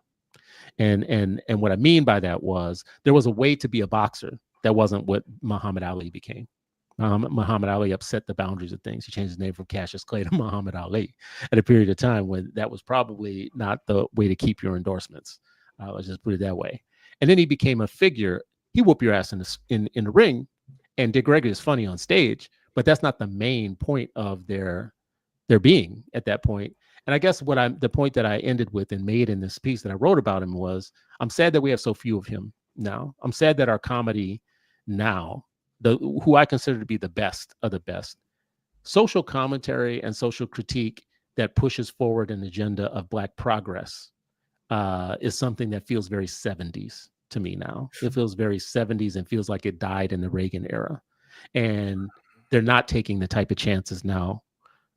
I know you push back on this, Charles, but the Dave Chappelle's of the world or whatnot, I feel like I love Chappelle. I love him too. I don't think it's about not loving him. I feel like it's just not the same thing, though, that I'm talking about. There's a way to become rich now and to stay out of shit, right? I'll give you one example. Like when he went on Saturday Night Live, and Chappelle is like a dude who went and sat with Kanye because he's that kind of friend in the middle of Kanye's shit, flew to him and went and met with him in person, sat with him, whatnot.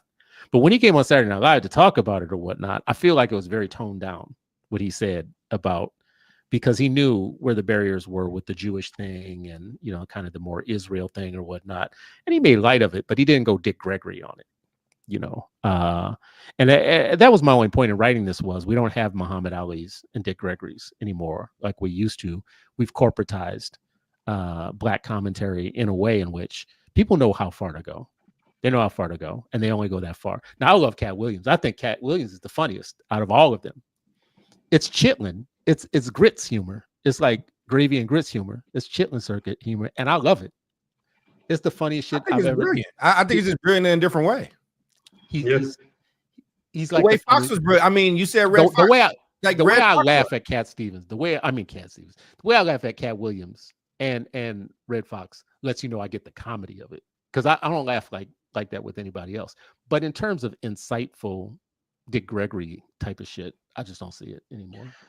I think you can't. I know you may disagree with this, but I don't think you can look no further than Dave Chappelle. I think Dave Chappelle does fit that bill to a point, because nobody else has really taken the heat that he has. But what you're talking about is people who came into the game at a time when there was a lot of different social undercurrents brewing in America. You had the civil rights movement that was actually kind of transitioning from the suit and ties to the Black Panthers to the Dashikis and everything. And if you look at like a Dick Gregory or a Richard Pryor, their careers kind of transcended along with that too. And also, you can't forget that the same thing was happening in white comedy too, because white comedy, we saw how square and corny that was. And then Lennon Bruce came on the scene, and then George Carlin. And if you go back and look at some of the early George Carlin stuff, George Carlin was actually kind of like a square sort of mainstream dude until he started going on the Smothers Brothers, and he was doing sort of like this Cheech and Chong, like, I think he started, his first thing to blow was like the hippie weatherman. He was basically doing a white stoner. I'm a man, the weather's gonna be real hot tonight, man, stuff like that. People that the squares wouldn't get, they would laugh at it. But the people who were in the counterculture knew exactly what he was talking about. I'm over here high as hell, I'm finna talk about this stuff. So you had that. So there was not a lot more room for people like Dick Gregory or Richard Pryor, or who I really think was the godfather of a lot of this stuff. There's a brother named Godfrey Cambridge that kind of was doing some of the same stuff that's happening now with Chappelle. He was doing that in the 60s and 70s and stuff. So you had more room to be able to do that. I think now, because everything has been corporatized, like you say, and people feel like, I think a lot of the boundaries that people had to break in the 60s have been broken now. So you got to do a lot more stuff to kind of shock people and get them excited. But if we're talking about political commentary, rap jokes, I think Chappelle fits that bill. I'm sure there's some other people on the underground that are doing that as well. But I think on the level that you're talking about, I think Chappelle does that. I'll link to Chappelle I'll link to a piece that I wrote about Chappelle in this piece that I wrote about Dick Gregory. And I take the opposite tack. I feel like Chappelle, first of all, does not have a social ethic that drives his comedy. I feel like he punches down more than he punches up. And the thing about the thing that I'm looking for, the Dick Gregory's of the world and whatnot, is the punching up and the punching hard up. And the closest thing is, oddly enough, as you know, Charles and I always talk about these things, the closest thing I've seen recently to it is the South Park dudes. Mm-hmm. That's the closest, because now that's really going across the line where like your damn life could be in jeopardy. You go after the president of the United States in a way that is so scandalous that it blows my mind that you're getting away with it, type of thing, right? That to me is what I'm talking about. Chris, I can't believe Chris, you're getting away with this. They didn't have Uncle Nearest's CFO either, you know. So they signed that $1.5 billion 5-year contract and said, "You can fire us if you want to." Listen. Where's Epstein right now? It proves that you could be disappeared, right? Yeah. Like so you pointed that out to me, told me to go watch that. And I felt like, oh my God, this is what Stewart. Did you watch Stewart too? I think Stewart might fit in your conversation as well as a comedian. It goes so far across the line where I almost start feeling bad for Trump. Now that to me is like it goes so far across the line. I'm like, well, damn. You know what? I finally watched that first episode with Trump, and I got what they were doing. It didn't really shock me, to be honest with you. To me, it kind of felt like they. Remember in the old South Park movie where they had Saddam Hussein? I felt like that's what they put him on. Yeah, I felt like they superimposed some of that stuff and it kind of updated some of those jokes. I got it, but it didn't really have me like, oh wow, that's crazy. I expected it, so maybe that's why. I think you expected it. I don't think it was their best artistic stuff, but I think what Chris is saying is it's so bold. Like it was such a man, fuck you. Like the biggest F you. Fuck you, and I'm not fucking with you. And again, you got to remember what it leads from too. Like if you watch Comedy Central, nobody really watches linear TV no more. Right before Jon Stewart, like also was like, Jon Stewart had a whole session at the end of it on Comedy Central telling them to eat a dick, like for 10 minutes, and then you go into South Park, and you know, again, I think. I get what you're talking about, Chris. Like, I don't think it's the best artistic work from Stewart or from South Park, but it's bold. I think if I'm thinking of it like this, Torin, think about this time where everybody's capitulating. Their parent company just paid a bribery of $16 million on the case they could have won. Everybody else Target is capitulating. Everybody's doing that, and they like, I don't care what my boss did, and you fired my friend. Hey, man. Eat a dick, and the South Park boys also got something for you to do. And you got a university with $1 billion endowment, $100 billion endowment, capitulating to this dude. You got companies and corporations and people with billionaires are capitulating to this dude. And then you have this comedy program where they're like, you know what? Listen, we will go further than the rest of any of you will go, and that to me is dangerous. That first of all is career ending in a lot of ways. I know what you just said, Charles, is like, yeah, but they got that check first, right? Yeah, they got fucking money. They don't know. You can fire me if I got got the money first. Fire me with $1 billion. But you know what? So does Harvard. Harvard's got billions of dollars. But Harvard would get $100 billion more. But Harvard, but here's the thing: Harvard, Princeton, and Yale. All those schools are basically connected to the system. It's like if you go to one of those schools, you're going to end up in the system. And who controls the system right now? Who's giving out jobs? Who's giving out grants and whatnot? So that's what that's about. They're going to kiss the ring. Yeah, I mean, listen, I agree with you both, man. I think, but I agree with you, Torian. It's not that I don't think you was gonna be blown away from it from an artistic standpoint. But again, it was such a statement. Now, I also don't want to be on like the dude that's always like the race shit, right? But I'm like, and it don't hurt that they 3 white dudes that did it, right? I don't know if you know what I'm saying, like how that works out for other people.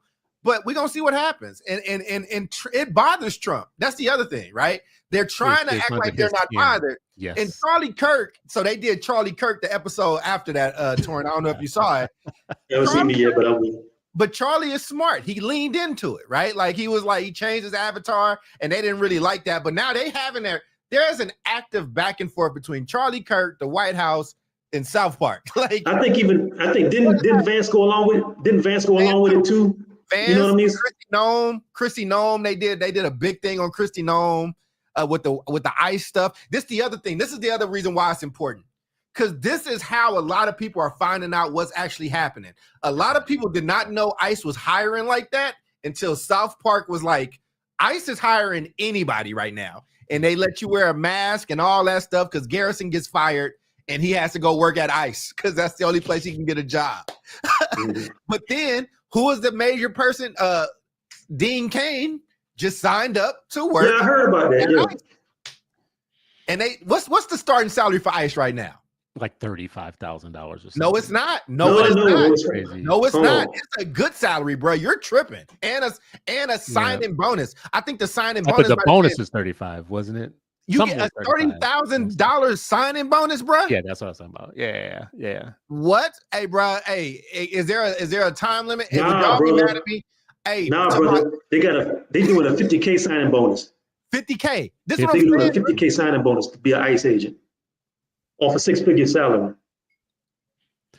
I mean, so this is my point. My point is, throw you off, Chris. I'm sorry. That was no. I feel like you're making my point in a lot of ways, though, is that number one, people do find out their information through comedy and stuff like that. So when you go after these issues versus a whole bunch of other people that are sidestepping these issues left and right, or they're doing the safe thing. The super safe thing right now is to do the Aiden Ross, Theo Von, all that type of shit, is to go on the MAGA bandwagon for as long as you can ride it and then get off of it and later say, well, I wasn't really all that down with that shit, whatever. I mean, they're starting to peel off the MAGA shit now. Some of them are starting to be like, well, I didn't sign up for him to do all the stuff that he's doing now and blah, blah, blah, whatever. I thought, whatever. That's the safe stuff. It feels risky. Like, oh, I'm going to be MAGA, blah, blah. That feels risky. No. That's the way the wind's blowing. That's super safe. None of y'all are influencers getting paid to do that shit, whatever. What is going the opposite direction. Now that's dangerous. It's like punching upward at the king and pointing at the emperor and ripping his clothes off, literally ripping the emperor's clothes off in your comedy. That's what got the Beatles kicked off of Ed Sullivan. That's what got Richard Pryor uninvited to several things that he participated in. That's what got Dick Gregory kicked off of things at the same time that Bill Cosby was collecting more and more checks, right? That's what happened to Laughing too. There was a show back in the 60s called Laughing. It was sort of like this hippie sort of like show. A lot of celebrities would show up on it. And he started making Vietnam jokes about the draft and everything, and they got canceled. And they were like the #1 show in the country at that time. The Smothers Brothers, like one of the cleanest acts ever, made some anti-war shit or whatever. And that's real danger, though. That's real, like, I can lose everything by doing this, but I don't give a damn what y'all, the emperor ain't got nothing on me. And, in a lot of cases, shit, I'm rich already, right? I mean, I love, both of y'all get this reference when Eddie Murphy called Richard Pryor and said, well, Bill Cosby was on my head. Yeah, he tell him, and what did Richard Pryor tell him, right? Tell Bill to have a Coke and a smile and shut the fuck up. Yeah. He said, are they paying you? Yeah. Well, tell Bill to have a Coke and a smile and shut the fuck up, right? Yeah. Right. Tell him I said. That's look at that 3-headed stool right there. Cosby going one direction, corporate, safe, corporate, blah, blah, blah. Sounds like he's doing insightful comedy, that kind of observational, insightful shit. But Richard Pryor's the one who's really like breaking down police brutality and politicians and the nature of all that type of stuff with some other drug stuff in there, whatever. I don't know what Eddie took from that and did, but Eddie was a little dangerous. Eddie almost got kicked off of it was the first time I ever heard somebody say bitch on TV. I was about to say, bro, like, I mean, I've been trying to listen and I've been looking at them ICE benefits. It's crazy. It's ridiculous, bro. It's ridiculous, bro. It's crazy. But I would say I'm surprised Eddie Murphy didn't come up more. Like, I think Eddie Murphy is the stuff that you're talking about with Dick, but just with more business savvy. Again, we talk about Boomerang. Boomerang was like such a revolutionary movie when you think about it, right? Without telegraphing it. It's all black excellence. It's black people owning stuff. White people are not a central figure. They actually, when they in the movie, they kind of there for fodder, right? You got HBCU representation there. You got every type of black man, from Martin Lawrence to the sensitive type with David Allen Greer to the business savvy with Eddie Murphy to the player with Martin. Like, you got these beautiful women. I mean, Sunshine is in that movie. If you know, you know. But I think, but just the danger of it, and it tanked, and they tanked it, right? It didn't do well, and he had to go on and like defend it. I think when you look at Coming to America, like, I think every major person that's acting, even the people that we're talking about, Dave Chappelle, Eddie Murphy gave him one of their first roles. Like, Eddie Murphy took Dave Chappelle, put him in Nutty Professor. That's right, Nutty Professor, yeah. Nutty Professor. Kevin Hart, he put him in a movie. Cat Williams, he put him in a movie. You cannot name me an active black comedian over 30 years old, 35 years old, that has not had a look in Eddie Murphy movie. Even the movies people say they hate. I don't hate Norbit. I think Norbit is funny. Even in Norbit, he put in a bunch of black. Norbit's funny. I don't give a fuck. Nobody. You want to see a bitch go down the sky? I'll show you a bitch going down the sky. Yeah. It's one of those guilty pleasure movies and stuff. It's kind of like that's on the Medea level. But let me say this, because what you just said. My bad. I'm just crazy Eddie Murphy fan. It's true, and I can't name any, like Kevin Hart. Nobody. I can't name anybody who didn't come out of that college, like that college at Eddie Murphy. Yeah. I got that, but especially maybe I get lost in some of the old stuff, but the way that you knew about Vietnam, the way that you knew about like what was going down with dope peddling, the way you knew about the Rick Ross and the CIA drug stuff, and the way you knew about all that stuff was through culture. Like your cultural leaders, your cultural comedians, your artists, your musicians, or whatever, the Isaac Hayeses of the world, the Stevie Wonders of the world, or whatnot. Yeah, they were entertaining, but they were also sliding some shit into their product. They were also sliding some, like, this was, right now. And El Michelle just put this in the comments. We're about to have a 250-year anniversary where the president of the United States is going after the Smithsonian's, and he put a young white girl with blonde hair in charge of reviewing all of the exhibits in the African American Heritage Smithsonian, and they have already started pulling stuff out that's not favorable to the story that he wants to tell. We are literally being erased, not just in law of what can be taught in schools and classrooms or whatever, and there is no cultural pushback right now. There's a bunch of silence. There's a bunch of fools still signing liquor contracts and still pushing fratricide in their music and pushing like these ratchet stories or whatnot. But very few people are talking about the fact that they're destroying kind of our footprint on the United States. They took down the Woolworth counter out of the Smithsonian and sent it back to its rightful owner because Trump didn't like it. Right now, we are being humiliated nationally by the white system of people. Like I said, a young white girl with blonde hair is the one who's put in charge of this, and the vice president, of going through what we can say about ourselves and our time in this country. They're not going after, for instance, the Holocaust Museum or the German American Museum or any of those, because you don't humiliate your own people. You just humiliate black people. And oh, by the way, black people are going to keep dancing while you're doing it. They're going to keep dancing and weed smoking and doing all that bullshit, while things that took years. No. Listen, things that took decades and years and a century to build up, stuff that's our footprint and our heritage and our legacy, actually is being used for entertainment. To spanking us is becoming the new entertainment for the MAGA crowd. Anytime he gets in trouble, he just goes after something black colleges, black Smithsonians, black literature, black scholarship, black in schools, whatever. His latest thing was the Smithsonians are too woke. They got stuff in there about slavery. We're going to take the slavery stuff out of there, right? The Nat Turner Bible. Well, which comedian told me about that? But here's the thing, though. if we're talking about our cultural expression and our heritage, if we're staying on that, that sort of thing has been going on for the longest, because if you look at the truth now, if you look at, let's be honest, if you look at Black history studies, if we look at who runs a lot of these podcasts that are based in Black culture, if we look at a lot of people who make the decisions at museums about what's going to go in when it comes to Black history and Black culture, 90% of us is not us. Remember, there was a controversy that was going on at the Smithsonian a while back. They put a white woman in charge of the hip hop exhibit and stuff. And if you had Black people who will argue with other Black people for asking questions about why is she in there curating that stuff. A lot of times these things don't happen just because of one administration. It happens because you let mission creep happen, and you got people who are not trained enough, people who can curate history and can curate culture. So when you go to talk to them, you're dealing with somebody who's not Black. Most of these people who curate museums are not Black people. They're either white or they're from another culture and everything like that. And so this is what happens. Whether it's, you can weaponize that to say that, whether it's a hostile presidential administration or a hostile museum board or a hostile filmmaker or a hostile documentary maker, if you don't control your expression, this can happen at any time, no matter who you are. I feel like that sidesteps what I just said, though. How so? This president, I'm not talking about anything that happened before this. I'm talking about right now, this is what's happening. And it was Black people who put that stuff in those Smithsonians. It was like there are national associations of Black historians who and archivists and librarians who actually work on these things. That stuff took work to do. That wasn't, so I can't bypass that. This is happening right now. This is an assault. This is an attack. We can argue with each other about some other shit that happened at some other time, but right now, Black librarians and archivists and historians and people who actually study and worked on this and took years and years and years to build it, and oh, by the way, had to raise their own private money even to make that shit happen. Like, that should have been something the government should have done in the first place anyways.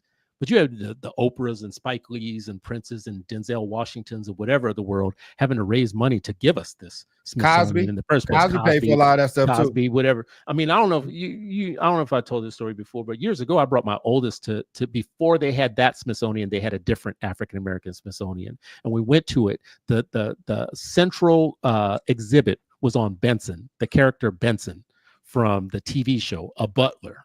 Right. Mm-hmm. That was a central exhibit, and it wasn't even on the mall, wasn't on Washington Mall. It was years later that they built this thing that all the people we just mentioned were behind.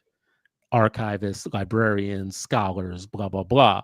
A lot of thought and effort went into that place. I don't know if you've been there, but if you start at the bottom, you have one experience. If you start at the top, you have a different experience, but you get the full kind of Black experience in the United States.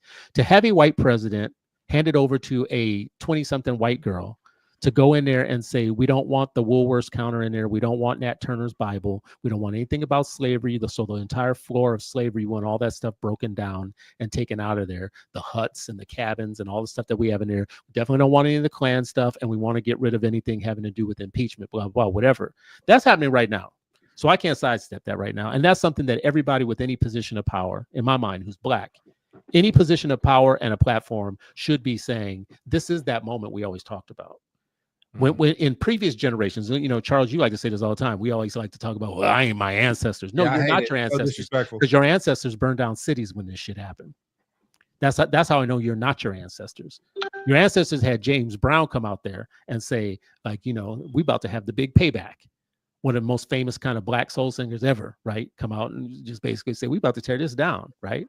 Now, after they started staring stuff down, he came down. He's like, brothers, come down now. We ain't got to tear all the cities down. It's just like three or four of them, whatever. That's how I know we're not our ancestors. Because right now, all this is happening to us, and we still dancing and singing and getting high, right?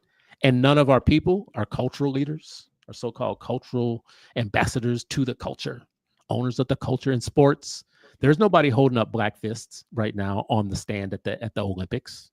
As a matter of fact, they're trying to de-Blacken themselves right now if they're going to the Olympics or anything like that. Dave Chappelle isn't telling you what ICE is doing and what the president is doing. He told you in a previous job that Trump is actually for him. He's for the rich, right? He told you that straight up. So that's my only point here is, if there was ever a moment to have high-profile people who have platforms getting out there and doing the Muhammad Ali thing or the Dick Gregory thing, this is that moment right now. And it's not going to happen because there's too much money involved, and we will be disappeared as a people, put into permanent minority legacy status, while other minorities take our former position, and we'll be put on a shelf somewhere in a white museum, with them telling our story, who we are. We'll be dancing, you know, slapping each other and getting high and shit. You know, we'll be doing all that. So maybe that was the end game all along. Torin, I Chris, I appreciate you bringing up that topic, and you know, for the fodder that we can have. Torin, I know you got to bounce soon. Whenever you got to go, just feel free. But and I'm sorry, I didn't mean to go on and on. No, listen, it's your topic. No, it's your topic. It's your topic because I got thoughts on it, but I want to throw it to Torin first, and then it's a good topic. No, I just wanted to say that, you know, like I said earlier, a lot of the things that put a lot of fire in those people from the 60s and 70s, a lot of that stuff isn't really there anymore. And I feel like right now what's happening, a lot of people who are in comedy, there is so much money to be made just doing what you do without even touching on those subjects, that there's no incentive for them to do that. You know what I mean? And now you have to have some sort of drive. Like I said, Godfrey Cambridge is somebody that people need to look up. Some of the same stuff that Chappelle was talking about, some of the same stuff that some of the other people were talking about. He was talking about this in 1965 and 1968. There's a really good movie that people should download. I think it's in the Criterion Collection now, called Watermelon Man. And it's like, and it's almost like, if you look at it, it's almost like a live action version of the Boondocks. Godfrey Cambridge's character is a white man, a white businessman. He wakes up black one morning and he tries to navigate going through life as a black man and everything. And it talks about that could easily be a Boondocks episode. And I feel like what's happening now, because so many people are focusing on getting paid and getting their money, and they're not even thinking about it. It's like, let me find my niche, let me run with it, and I'm just gonna run with that. The only people who can really afford to do that is the only people who got fuck you money. And right now, the only person who can really do that is Chappelle. Chappelle got fuck you money. So he can do that. You don't think Kevin Hart has FU money? But that's not Kevin Hart's bag, though. You can't really push somebody into doing something. You can't really move somebody out of their genre to do something else. I don't think he could do that type of comedy. I don't think that's and that's fine. Yeah. And I think that could be a mistake to trying to turn somebody into Malcolm X when they're really just like being Sam Cooke. You know what I mean? You got to let people be who they are. The only person who's really got this sort of stuff. Eventually, Sam Cooke did come around. You walked into it, because he was dead before the song came out. But... Exactly. That's my point. So what I'm saying but Malcolm said to him, why not listen to this from Bob Dylan? And I know that, but here's what I'm saying. Here's my point. Sometimes you got to know your lane and stick to it. Dave Chappelle knows his lane, and he can float in and out of the circles, because if you really look at what Dave Chappelle does now, he doesn't even do comedy anymore. He does like these long monologues with jokes at the end, and he gives you a lot of information towards the end of it. Like that story he did on the close with Emmett Till, I thought that was brilliant the way he did that stuff. You know what I mean? He's really like a griot, and everybody doesn't have that skill set, and everybody doesn't have the career longevity to be able to do that. And I think you just have to be able to figure out how to do that sort of stuff. And you also have to be able to figure out now where you're always going to need people who be able to can tell the temperature of the culture, but everybody can go into these and figure out shit for themselves. Now, you didn't have cell phones back in the days. You had to go to somebody like a Godfrey Cambridge or Paul Mooney and stuff like that. So I think there's enough data out here to do that. Oh, Torin, you talking about our people being agentic now, huh? Are people going and getting information and these magical devices where we can go and it ain't from us? We got the Library of Alexandria in our pockets right now. It's just that it's tuned to TikTok and it's tuned to baddies and it's tuned to booty shake videos and stuff. If we can shift those algorithms over, we can do a lot of this stuff. Yeah, man. I just seem to remember on a previous show you saying that we got Megan Thee Stallion up here twerking, and black people are tired of that shit. We want to hear some real shit, blah, blah. And now I'm saying exactly. We want our cultural leaders in comedies talking some real shit and stop this dancing. No, I want this Kevin Hart bullshit that what they're doing in my mind is the equivalent of the twerking that you hate is what they're doing in my mind, right? And listen, for instance, let me just give you a for instance. What does Kanye have to lose right now? Kanye could put out like anything he wants at this point. He could tear the whole thing down now. Well, where's his album? But Kanye already made that. He already made The Roses. He already made College Dropout. He already made those. He did kind of say that like slavery was a choice. So what I'm saying is, but that stuff does exist though, right? Kanye has already said that stuff. I think I think it's about being good at what you do, though, right? Like this is like Jon Stewart. This is your era. You are on. Like you are the political comedian. You got fodder for days. Bill Maher, you got you. This is your this is the type of bag that you do. This is why I give Eddie Murphy so much props, because Eddie Murphy was also not that type of comedian, but even in the socials, even in the stories and the jokes that he told, you laughing, but then after a while, you like, oh damn, like Eddie Murphy grew up in an abusive household, and like, but he's honoring his dad, and it's deeper shit that he's masking what you're actually laughing. Like I want my comedy to be funny still. I still want it to be good. I think it's very difficult. Listen, man, you got to be really talented and skilled and funny, because if I go and I feel like I'm getting lectured at, I'm gonna want my money back, right? Like that's not your bag. Like Mark Maron just had his you might like Maron's stand-up, right? He just retired the podcast. Maron was the first 16 years. He done did everybody from Obama to whomever. And like, but he's going at the people that you just mentioned, right? He's going at the Joe Rogans and the people in that sphere, and he's doing his old man crotchety gig, right? But that's his bag. That's what he does. And he was on fire for what it is that he does, right? He's been viral for like, since this thing came out. I think Chris Rock, I think Chris Rock is one of the, I would love a new special from Chris Rock, divorced from Will Smith and Jada Pinkett. I think Chris Rock is one of the brightest, like most articulate, like, but funny comedians at the same time, because he's made those type of observations. He's good at that, right? Like, it depends on what type of comedy. Listen, people still mad at Chris Rock for the niggas versus black people joke. Mm-hmm. But people I understood what he was talking about, and Chris, I know you understood what he was talking about. Like, you know what I'm saying? Like, I don't think that maybe I'm wrong, but I don't know anybody that's mad at him for that. I think more people are mad at him for allowing Jerry Seinfeld. It wasn't Seinfeld. Seinfeld wouldn't do it. It was Louis C.K. Seinfeld was uncomfortable. He was trying to make it shut up. Done, but in that conversation with Seinfeld and the rest of them, he allowed Seinfeld to take the role that he should have taken. Oh, I see what you're saying. I'm sorry, my bad. Yeah, he sat there and let Seinfeld be the one to say, "Oh, I would never use the N-word." But here's the thing, though, bro.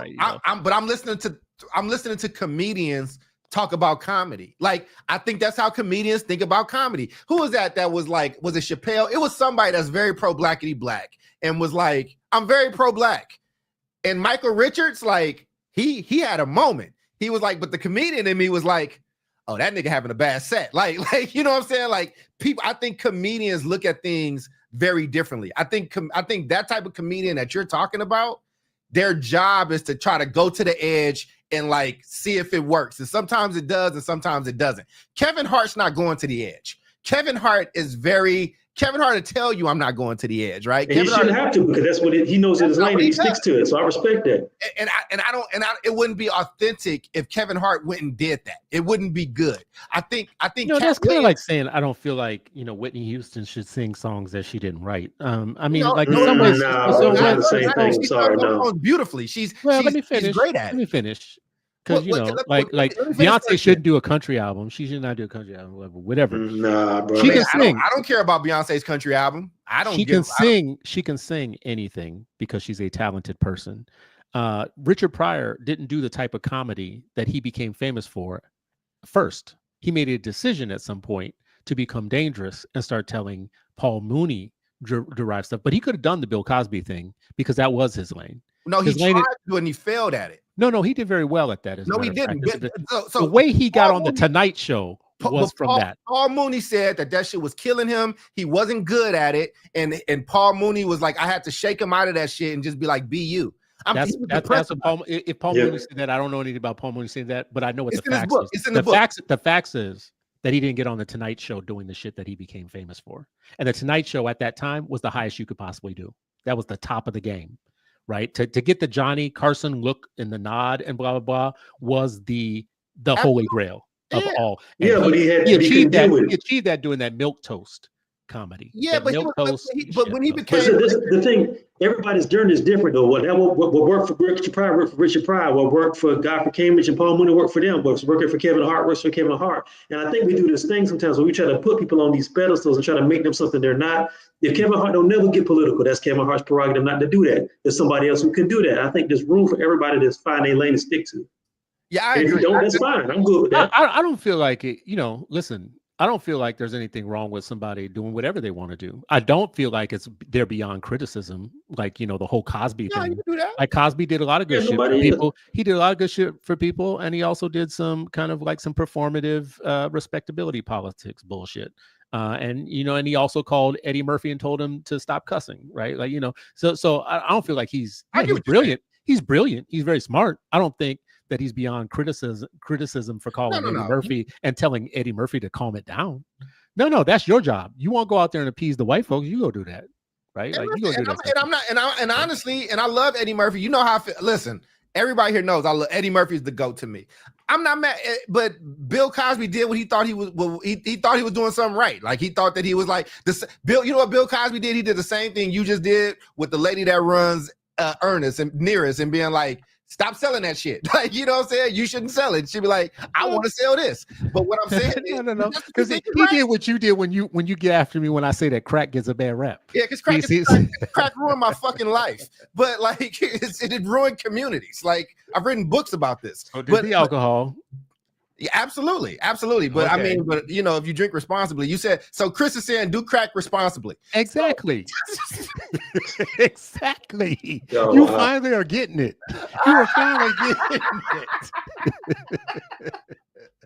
it. Grand opening, grand closing, y'all. We got to close it out, man. But I appreciate it, man. Torin, I know you got to bounce, man. Any final thoughts? And we will promote your stuff.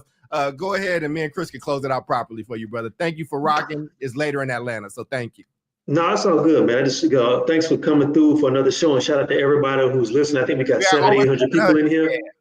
That's dope. We're gonna do this every week. We're gonna try to do this every week on a Wednesday. We may do it for twice a week, but just depending on what our schedules look like. But to end it up on the topic, man, look, we gotta have room for everybody. And I say that about hip hop, and I say that about a lot of stuff. I don't have a problem with people doing their thing. I just think we need more variety. We need more political comedy. We need more just observational comedy. We got to have room for everybody. So not one person trying to do every single thing. So with that, I'm out. Y'all be good. Man, peace. Thanks, Torin, you killed it, man. And if y'all go, Torin put his stuff up. Go buy his shirts. Go buy his stuff. Go support. We're all on Substack. What's your Substack again, Torin? Torin Walker at Substack.com. Got it. I will put this in the comments. Torin Walker as .substack.com. No, Torin Walker, TorinWalker.substack.com. Yep. Got it. We got you, man. Have a good night, man. All right, y'all. Be safe. Yeah, I think and for y'all that's watching, like I said, for the over 700 people that's in here tonight, man, obviously, there's something that you all go ahead, Torin. You good? I got you. I'm putting your stuff up now. Please like it. Please share it. Like, disagree, agree, do your thing, right? I know at times you probably agree with each of us, and you've probably yelled at all the three of us, right? And I think part of this show is just showing like three smart black dudes can have conversations about this stuff. Don't always agree, but we can do this stuff in love and not pettiness, man. And I think, Chris, first off, we're gonna make shirts for you that say do crack responsibly. This shit is gonna sell. I want to cut. You hate my book title of Crack Baby Residue, but you want but do crack responsibly. Yes. We got you. In moderation. In moderation. That's right. All right. And you know what? I just sent you something that proves my point this week. Actually, you had sent this to me before, and now I sent it back to you, which is a clip of Hunter Biden making some of the most damn sense I've seen anybody making in politics right now. Right? Like the first clip before, I thought, oh, that's a little provocative and spicy. That's crazy. That's blah blah. But this last one, I was like, the more I listen to this guy, everybody needs a little crack in their life. No, they don't. Because he is making more sense than the MSNBC. No, that's not why he's making sense. You know why he's making sense? He is the son of a president. He has been privileged his entire life. He has a top level education. He has been around kings, queens, and you know what he's got? He's got a street education, and he's talking like a street education. He's not talking like a president's son. He's talking like somebody who understands he understands the recipe for crack, right? Like that's how he's talking. Because he likes to make it on his own. That's what you're talking like. He don't want to share. Jesus, man. He's got the ingredients, You are killing me right now, bro. Hunter Biden went to Archmere Academy, Yale University, Georgetown, and Yale Law School, bro. Listen, man. And who else who had that background? Who else with that background right now is talking as real as he is talking about the very people that he went to school with? I mean, bro. What he just said about Elon Musk, I felt like that was the price of admission right there, just for me, right there, right? Yeah, he gave it to white guys, as a matter of fact. As we close, right? Yes, and to the people that's coming, thank you if you're coming over from Torrance feed. Appreciate you. Thank you for coming on over. Yes. We should have said something before he got off because a lot of people got cut off from his from his Twitter. But I would just say this, man. First off, oh my God, you just made me lose. I just lost my train of thought. This has been a fun episode. This show shouldn't be this fun, which means it probably won't last. Look, we probably gonna get canceled somewhere. But I would say this, man. Hunter Biden, I cannot the level of privilege that Hunter Biden has, and it would take a white man, it would take a privileged white man to gentrify crack. It just is crazy. It is he just Starbucks crack. Well, to be real, if we're being very honest, black people gentrified crack because crack is a white invention. Okay, we don't have boats. Got you. Right? They invented it. They created it. It's their product, and all we did was show them how much fun it could be. So I feel like we gentrified it, and he's just taking it back. It's their heritage. Crack is their heritage. And as a matter of fact, the majority of them have some crack sensibilities. We got to stop this. We got to stop it right now. We have to stop it. And with that being said, man, that was Torn. This is Chris. Chris, you got any places for people to check you out, man? Final word is come check me out, citizen.substack.com. That's my Substack. You will find me there. You will also find me on all socials at Citizen Stewart. That's how you can find me. I've been doing less writing because I'm in this moment of reflection towards the end of the year. I do believe my last word for tonight is what I said about the moment that we're in right now is the thing that is consuming me. We are in such a game right now. And right now, in my mind, we are being put into legacy minority status. We were the primary minority of this country for years. We were the first, like the real minority, the first one, the big one. We were in first place. We ran shit. We ran. You have your rights because we were the number one minority in this country, and out of our rights came everybody else coming in. Door open for a whole bunch of people that didn't have doors open before we opened them. We opened the door for immigrants. We opened the door for the Chinese. We opened the door for Mexicans and Latinos and everybody else. But now all those groups are conspiring to get as close as possible to whiteness and get probationary whiteness so that they can put us out to pasture. And we're still only 13% of the population. We're not growing fast. So they're actually just starting to slap us up around. They're just slapping us around right now. Oh, you used to be the thing. It's that Somali thing we talk about sometimes of, I'm the captain now. That's what they're saying to black people. I'm the captain now. And we are dancing through it. We're dancing. We're talking about which one of us we can criticize the most. Oh, she's this and he's that, blah, blah, blah. I hate Joy Reid. I hate this one. I hate that one. Meanwhile, they're loving that because what they're doing is they're ganging up. They're ganging up and they're putting us out to legacy status. Oh, you used to be the thing. Like Chris Rock says, that mall white people used to go to, that's what we are right now. We're the Ready for the World mall. The mall where everybody look like ready for the world. That's the mall we are. The Ready for the World mall? Yep. That's the mall we in right now. We're in the mall where everybody looks like ready for the world. I'm going to say this, though. I do think both these brothers, all three of us right. I will say both these brothers write beautiful, beautiful essays. I write okay. I do okay. I do pretty decent. But I will say the Dick Gregory piece, I caught it. I read it. I commented. I thought that was beautiful prose. I thought it was beautifully written. Even the parts that I disagree with, I was like, I don't like this shit, but I like this. Like, you know what I'm saying? So I think, But I think that's what writing should do. I think writing should evoke emotion. You should argue with writing. You should write in the margins. You should want to respond. And this is leading me into my final thought. Part of the reason that all this is happening is because we're becoming a less literate society.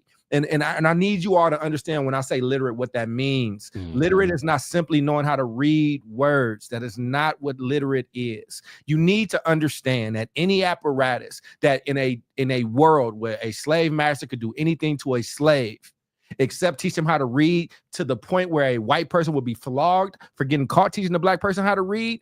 You cannot just pass that over. What literacy is being able to take information from these books and this thing and combine them with other things to make new thoughts. It is to be able to read, to interrogate, to do what Chris, Torrin, and myself have been able to do tonight, to be able to disagree and have evidence, or to be able to say, hey, this is what's going on with Uncle Nearest. Let's pull up their numbers. And wait, this is Jack Daniels. Let's pull up those numbers. All of this is literacy.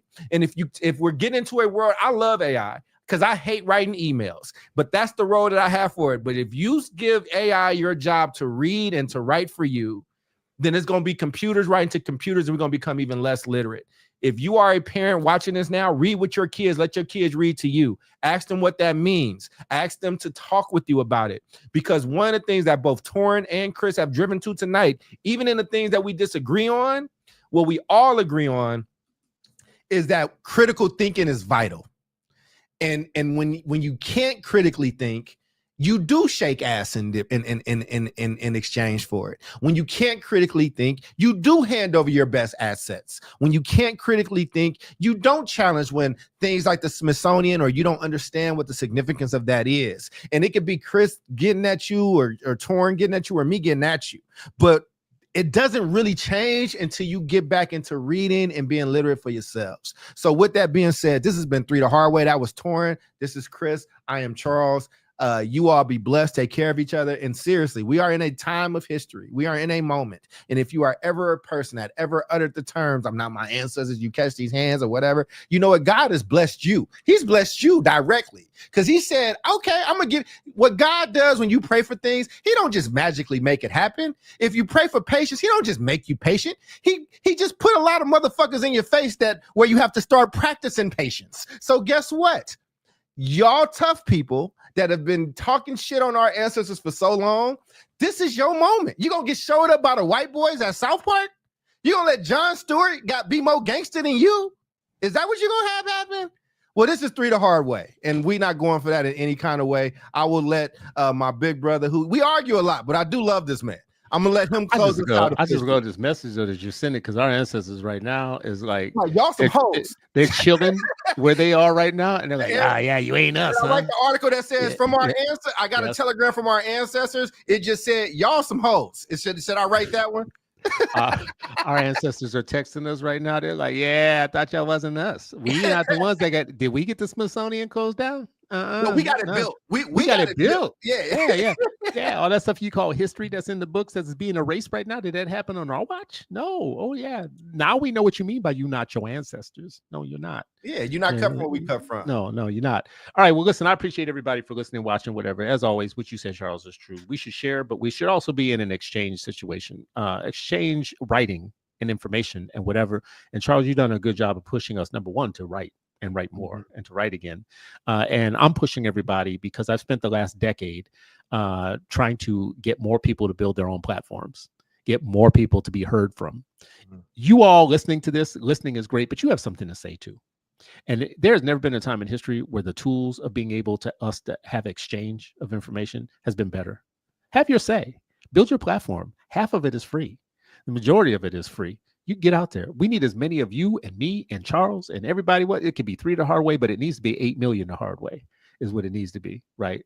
And that's the number of kids that we're trying to save, right? By the way, Absolutely. Just so you know, so whatever. Anyways, been another good episode. Appreciate y'all. And we reached 800 live. I know we lost a lot when Torrin left. 800 live. So we doing it for somebody, and we'll see y'all next time. And if you don't see us, get on us, because we trying to figure it out, but we're going to do the best we can. God bless y'all. 3 the Hard Ways out. Peace.